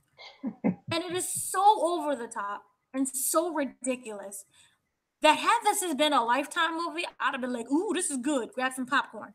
But it's not. And this is from Tyler Perry, who has been doing this and writing for many long times, many decades, way before we've seen his first Medea movie. He's been doing plays. This was not something that was sophisticated. And it was something that was just really bad. You know, the acting was so ridiculous. The plot was just so ridiculous. There was really, well, you know, you're supposed to be rooting for the wife. You're rooting for the husband. Like, I would want to get away from her too. Oh my gosh. So, what they intended was not what happened. So, no. Okay, wrapping this up really quickly because I do have like other ones that were just bad. Kings, starring Holly Berry and I'm laughing. Holly Berry Daniel and Craig. Daniel Craig. This was a movie that essentially just went nowhere. It literally went nowhere. Overboard, the reboot. That was awful and was insulting and was terrible. The script was bad. The acting was bad. It was insulting to everything that is Russell Crowe and Goldie Hawn. No, bad. Oh my gosh. Book Club, which is about these women in their upper 60s, maybe 70s, you know, Stella Jane Fonda and every other older person in Hollywood who has Botox. And, you know, it's about how they read 50 Shades of Grey and how it changes their lives. And it was just boring. It was so boring and so bad that the jokes that they tried to tell, it just fell flat. The chemistry was just not there. I didn't like it. I'm sorry. I didn't. Okay, one, I know that the next movie is one of your favorite movies ever, and I'm sorry if I offended you, Richard. So please forgive me, okay? Superfly. She's Louise in a handbasket. That's not one of my favorites, but I understand we go from a movie that's like Black Panther. We've entered the stage where Black people are in Black Panther, and we're superheroes, and you know we're in there, and we have our own technology, and look how successful we are. Forget even the superhero aspect of Black Panther. You see how successful we are. You see our community. You see what we can build, how great we are, and then you have Superfly. Gosh, no. This was terrible. Awful. Okay. Had this has been another movie, if this had been a TBS or like even a BET movie, I would have been okay with. Uncle Drew was just bad for me. I know there's many people who loved Uncle Drew. I just did not like Uncle Drew. There were some moments that were kind of like pretty good, and then the rest was like, no. It wasn't the worst, but it wasn't good. The Darkest Mind was horrible. This was supposed to be like the next kind of like, oh, look what we can do. We can kind of be X-Men too. And everyone had their own superpower. And you know, those who had orange was like the mind controllers who had like the strongest of the powers, you know, they would kill off because they were just too dangerous. And so it started Amandla, who was in The Hate You Give, who was one of the best movies of the year. Mm-hmm. And you have her in this, and so she escapes and she finds these other children who have superpowers as well, because all the children now have superpowers. And this was just really bad, poorly executed, laughable. and it was a lot of weird attempted rape scenes. I'm like, yeah, just no, no. I have Slender Man. This is how you had Slender Man. My anger with Slender Man is the story of the Slender Man. I thought it was gonna be like the crime, because remember there was those two kids Oh yeah. who played Slender Man the game, and they went on a killing mission because they thought that the Slender Man the game was actually real and was telling them to kill people. I thought that what was going to happen, but instead we got Slender Man, random figure killing people. It was just bad. Yeah. One of my other disappointments was Kin. Kin was supposed to be sci-fi, futuristic, amazing story that looked really intriguing about this kid who finds this kind of like gun from another dimension, and it helps him solve all his problems, and he I thought was going to be like a superhero. Instead, it is a movie about this kid who finds this gun from another dimension, who has a brother who stole a whole bunch of money, and they're all on the run, and nothing else happens aside from him, Zoe Kravitz, and his brother running around the area with a gun. That's the whole movie. And then Michael B. Jordan coming in at the end saying, "Hand us the gun back. We're from another future." The end. I spoiled it just because it's just not worth it. Sorry. Robin Hood. That was a mess. I know how much you loved Robin Hood. Robin Hood was a mess for me. This is not the worst, but I know people loved it, but I have to put it in there anyway. Aquaman. Sorry. Just sorry. Aquaman. Mortal Engines. Oh yeah. Jeez Louise, in a handbasket that was poorly marketed,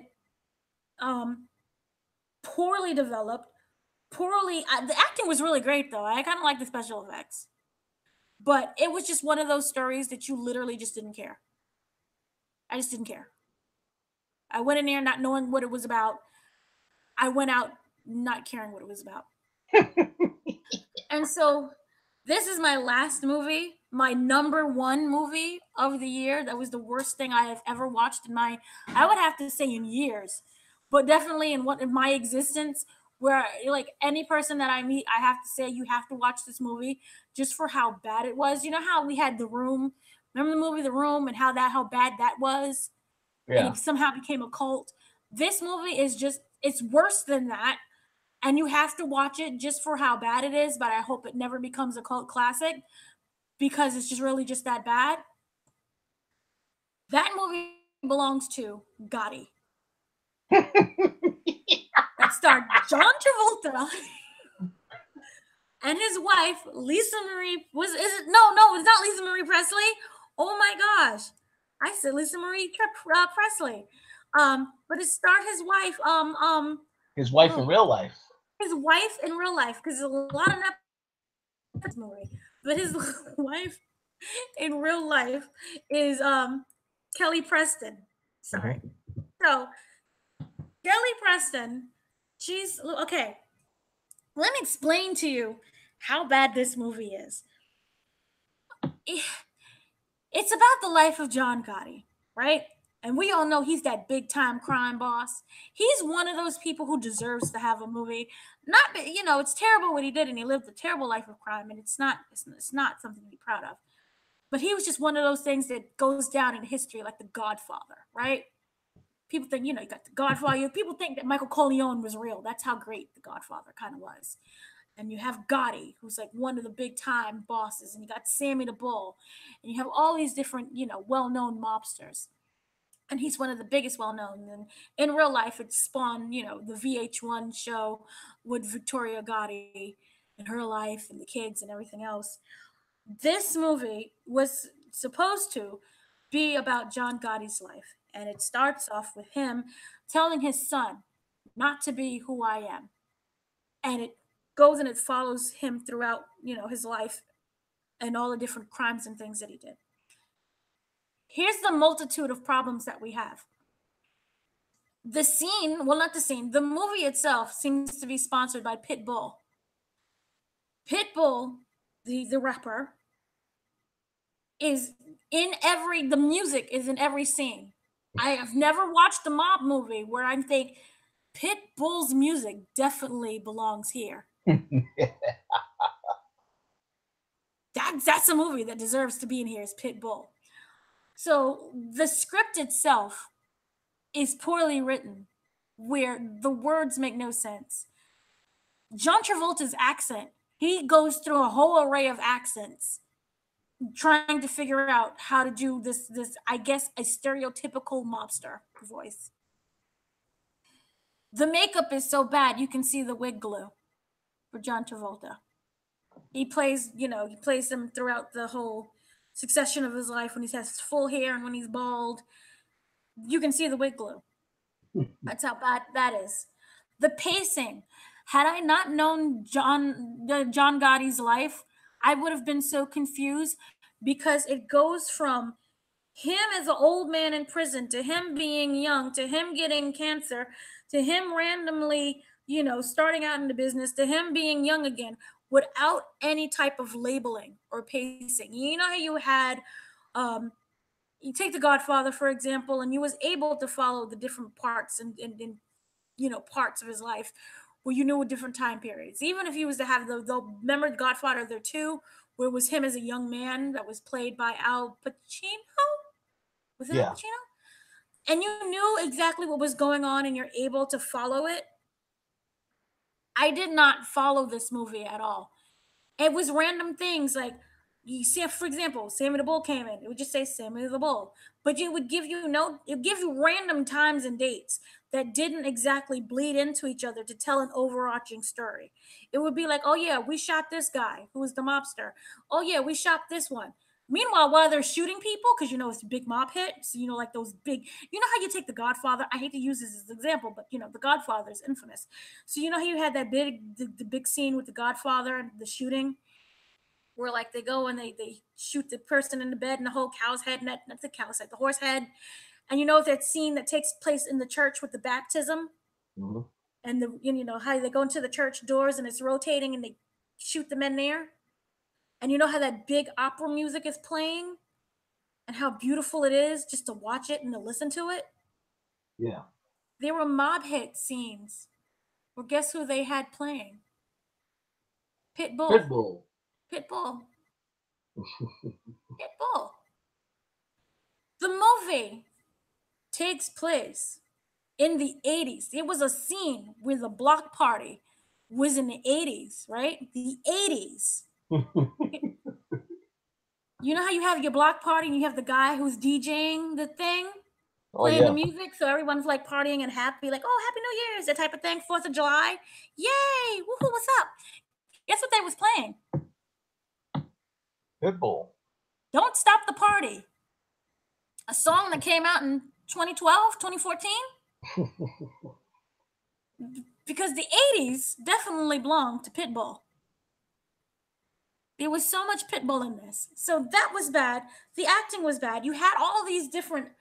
It was like no one knew how to act. They didn't know what they was doing. Even you make somebody like Sammy the Bull, and you just make him into this like poorly acted guy with like a terrible accent, and he's just there.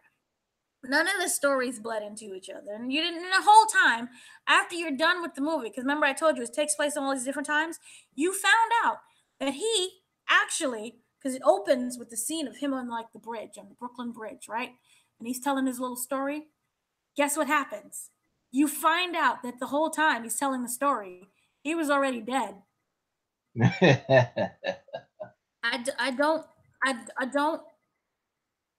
don't know what it was that I watched.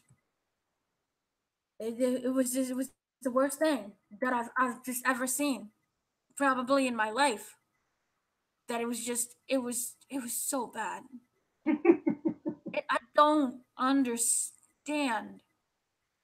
I just don't. And it was bad. And this is a guy who's like, infamous. And they just reduced him down to just nothing. Just literally nothing. And Kelly Preston, I'm sorry. She was supposed to be. She was Victoria Gotti. Now it made me even think because remember this was a movie that took many years that was supposed to be made, and we had an ingoing and outgoing of directors and producers. At one point, it was Martin Scorsese was supposed to do this. Um, this different people was they even had Al Pacino was supposed to direct it. Lindsay Lohan was supposed to star as Victoria Gotti. Ben Foster was even supposed to be in it. Nick Cassavetes at one point was going to be it. Joe Pesci was supposed to be Angelo Ruggiero in the very early Dementeds. He even gained 30 pounds to play the role. When was the last time that we've seen Joe Pesci? Chav Palminteri was supposed to be in it. That's how many different people ended up being casting, and they settled with Kelly Preston and John Travolta and a bunch of other people that just were, oh gosh, it was just the worst thing I have ever seen, ever. So, and for the record, it only made like the opening weekend $1.7 million. And in the second weekend, it made only $812,000. So Ouch. that's how bad the movie is. Like the budget was 10 million, it pulled in 4.3 overall throughout its whole, and it was not screened in advance for critics. And like those who were able to see it at Cannes, they walked out. And it was the only movie that holds an approval rating of 0% based on 50 reviews. So, yeah, that's my worst movie of the year. That makes sense. Deserves that spot. Basically. And the only people who saw it were those with movie passes. Well, you know, I know I didn't see it either, so and I had a movie pass, so and you had a movie pass. Yeah. So that was terrible. Yeah. So moving on really quickly. Did you have any TV shows that you've seen this year? One show that you loved? Yeah, I'm just gonna mention 3 quick shows that I have enjoyed um in 2018. First and foremost, and maybe I say that because the new episode is about to come on here momentarily. Well, in the next 30 minutes or so. Ray Donovan. Your You know, favorite I say what? That's your favorite show.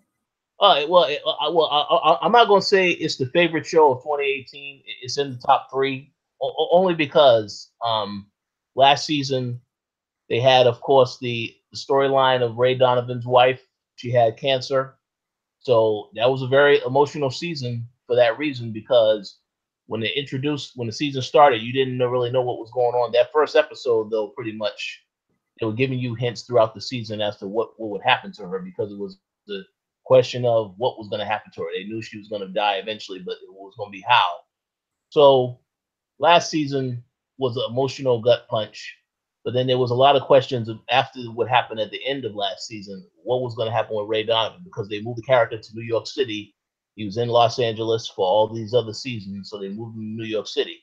Now, this season started out a little slow in the beginning, the first episode, but it picked up very quickly thereafter. And I enjoy what they're doing with the characters, because I was curious how the show was going to continue to go on without the wife, because she played such an important role in the character's development. But, you know, Liv Schreiber is just an excellent actor, period. So him and the cast of his brothers, and of course, you know, everybody on the show, including his crazy father, they've kept the show interesting, you know, to the point where I'm very much looking forward to seeing how they close out the season. Still have 3 more episodes left if you include tonight's episode. So I have to mention that, because I applaud them for what they have done with the show so far this season. It's more, they're doing a lot more with Ray Donovan, trying to get to the bottom of what makes him tick as a character, and then all of the issues that he deals with that he never really addresses. They're making him confront some of that stuff, and you know eventually he's going to have to confront it because of how the story is going. But it's interesting so far, so I want to give a mention to that. Number 2, Another show on Showtime, Shameless. Um, I've enjoyed what they're doing with the new season, even though I know that obviously they have people that are leaving. We do have Colin uh, Monahan, I believe is how you pronounce his last name. He has left the show, but I do like the way they closed out his story arc.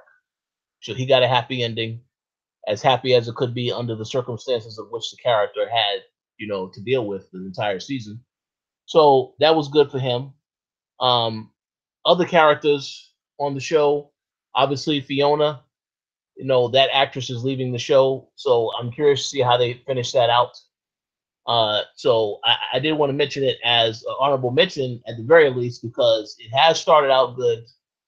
We'll see how the second half of it turns out when it returns in January. And finally, without a doubt, this to me is the best show that I have enjoyed this year. Um, and I am patiently waiting for them to announce when the show is returning because I haven't seen any official announcement yet about a release date. But without a doubt, it is The Shy. That show, without a doubt. Yeah. When I think about every show that has come out this year, um, that show to me is up there. Obviously, if you're a fan of The Wire, you already have an idea of what the show is. But the way that they tell the story and the way that some of the stories interact with other characters, that to me is just fantastic.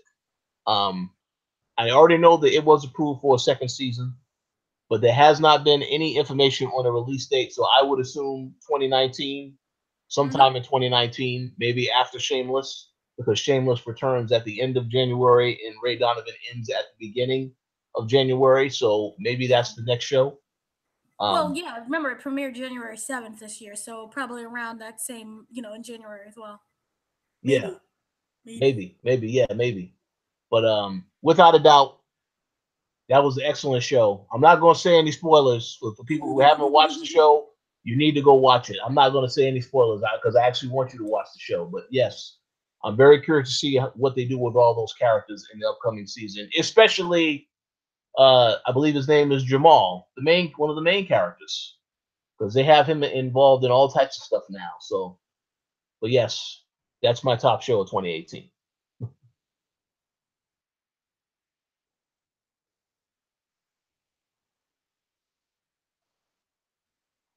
Now it's your picks. Ha! I was muted. Uh oh, Sorry. no problem. I was like telling everything. I'm like, I'm muted. Okay, honorable mentions first. 9/11 or Hmm. 911. Yes, I need to watch that show on You Fox. you do just because of Angela Bassett. It's just amazing. Yeah, The assassination of Gianni Versace was a limited series, so we're not getting a season 2. I got to watch that too because you mentioned that before. I got Yes. to watch that too. The Shy, as you mentioned. The Chilling Adventures of Sabrina. Yes. Cobra Kai, which is on YouTube and very shockingly hilarious. The Good Girls, which is on NBC. Grownish, the spinoff of Blackish. The Haunting of Hill House. Killing Eve. The Last OG, which took me way by surprise. Now for my top 3 is in no particular order because I love them all equally. Is A Million Little Things on ABC. That is a look on what suicide. People think of it as suicide as being a very singular act. I'm committing suicide. It's me that's dying, but how it's a ripple effect upon everybody that we know, who we love, and our family, our friends, and how it affects not being there. And with these group of friends, how they all love this man and he committed suicide and how it's basically changed their lives. And also it changed how they interact with different things and there are secrets that are out there, such as, there's an affair that goes on with the guy and there's a lot of guilt that happens. But then we also learn about the guy who committed suicide, how he is one of this extremely beautiful, loving characters and wonderful husband, wife. I'm not a wife. He's not a. He's a loving wife. He's a loving husband, a loving friend, a loving father. But then we find out things where it may or may not be a facade. So that's a twist on it. He may not be the guy who we think he is, and whether or not he actually committed suicide. There's a lot of questions that go unanswered. Is it all, just fake? Did he fake his own death? What did he really do? And it leaves a cliffhanger where we get to see now the dark side of things. So that's one thing there. Pose, which is on FX, which Hmm. is about the ballroom scene back in the 80s, and how you meet these group of drag queens. They're very young, and how they form their own family because the families that they have cast them aside because they're gay men, and how they have to essentially grow up and depend on each other. And one of the things that they love that gives them meaning in life and purpose is the drag queen scene, which you think of ballroom. It's a ballroom scene, but it's not like, would you think of I'm just wearing a gown? It's a very high competition that goes on with it. It's about how you look, how you dress, how you carry yourselves, and you have that side of their creativity, how it's able to help elevate them in their self-esteem. And you also have them in their real lives and how they go through a lot of sad moments. And it's also in the 80s, which those who don't know, that's when the AIDS crisis was took its most deadliest turn. It's when AIDS was out there, and then you had the AIDS culture and how they essentially blamed the gay community for AIDS. And you have some characters who end up with the disease and how it affects them, and how you're watching their loved ones die off, and how their family reacts to this, how they once loved them and now they consider them to be very toxic. Oh, you have that disease, we want nothing to do with you anymore. So multiple layers, and then season 2 will start in 2019. Lastly, I have to say, You, which is on originally started on Lifetime, it's now on Netflix Hmm. because it just didn't get the ratings that it was supposed to get. So Netflix, a lot of people flock to Netflix now, and it's a very, very strong product. It's about this guy who basically manipulates a situation so that a girl would fall in love with him, and he's essentially a stalker, and how he uses your social media to find out everything about you in order to manipulate you into falling in love with him. And he ends up finding this girl, and he falls in love with her, but he realizes that she herself is lying through the facade of social media, and how she really is as a person in her real life. And as a result, he does not like that. And what ends up happening, there are people who die because, again, he's trying to force this situation of, I'm going to love you no matter what, and you're going to love me. And how the dark side of that ends up happening, and what happens when we fall in love with the person and discover that it's not the person that we really thought was, and do we love that person for who they truly are. So that's on Lifetime, not Lifetime, I'm sorry, Netflix. They changed it to Netflix. So that's my top 3. Yeah, I gotta definitely check out those shows for It's sure. on Netflix. So, and it's only 10 episodes, so it's very good. Oh, yes. So that's basically our wrap up. Did you have anything else that you wanted to say, Mr. Gary? Mr. I keep calling you Gary. Mr. Richard Bailey Jr. Oh no, I just want to say I'm looking forward to all of the upcoming movies and shows in 2019. Yes. I thought it was a pretty great year for entertainment, so definitely very curious to see what's next. Yes. We will be coming back next week with our, we hope doesn't suck in 2019, with things that we're looking forward to. Yeah, there are a couple of movies and TV shows that I was able to see. I traveled through time. They come out in 2019. I was able to see. Um, I'll say whether or not they suck. So look forward to that discussion, and look forward to speaking to you again, Mr. Gary. Mr. I keep Mr. Gary, Mr. Richard. Yes, thank you for having me on the show, and Absolutely. looking forward to our next show next week. So I definitely want to take a quick moment to thank everybody for the continued support in 2018, and we look forward to bringing you more episodes in 2019 and beyond. Yes, absolutely. It'll be fun 2019. Yes, Thank you once again. And also, rest in peace again to Stan Lee, who we will miss in 2019. absolutely. Yes, rest in peace. And yes, happy New Year to everybody. Mm-hmm. Happy holidays, and we'll talk to you all next week. Yep.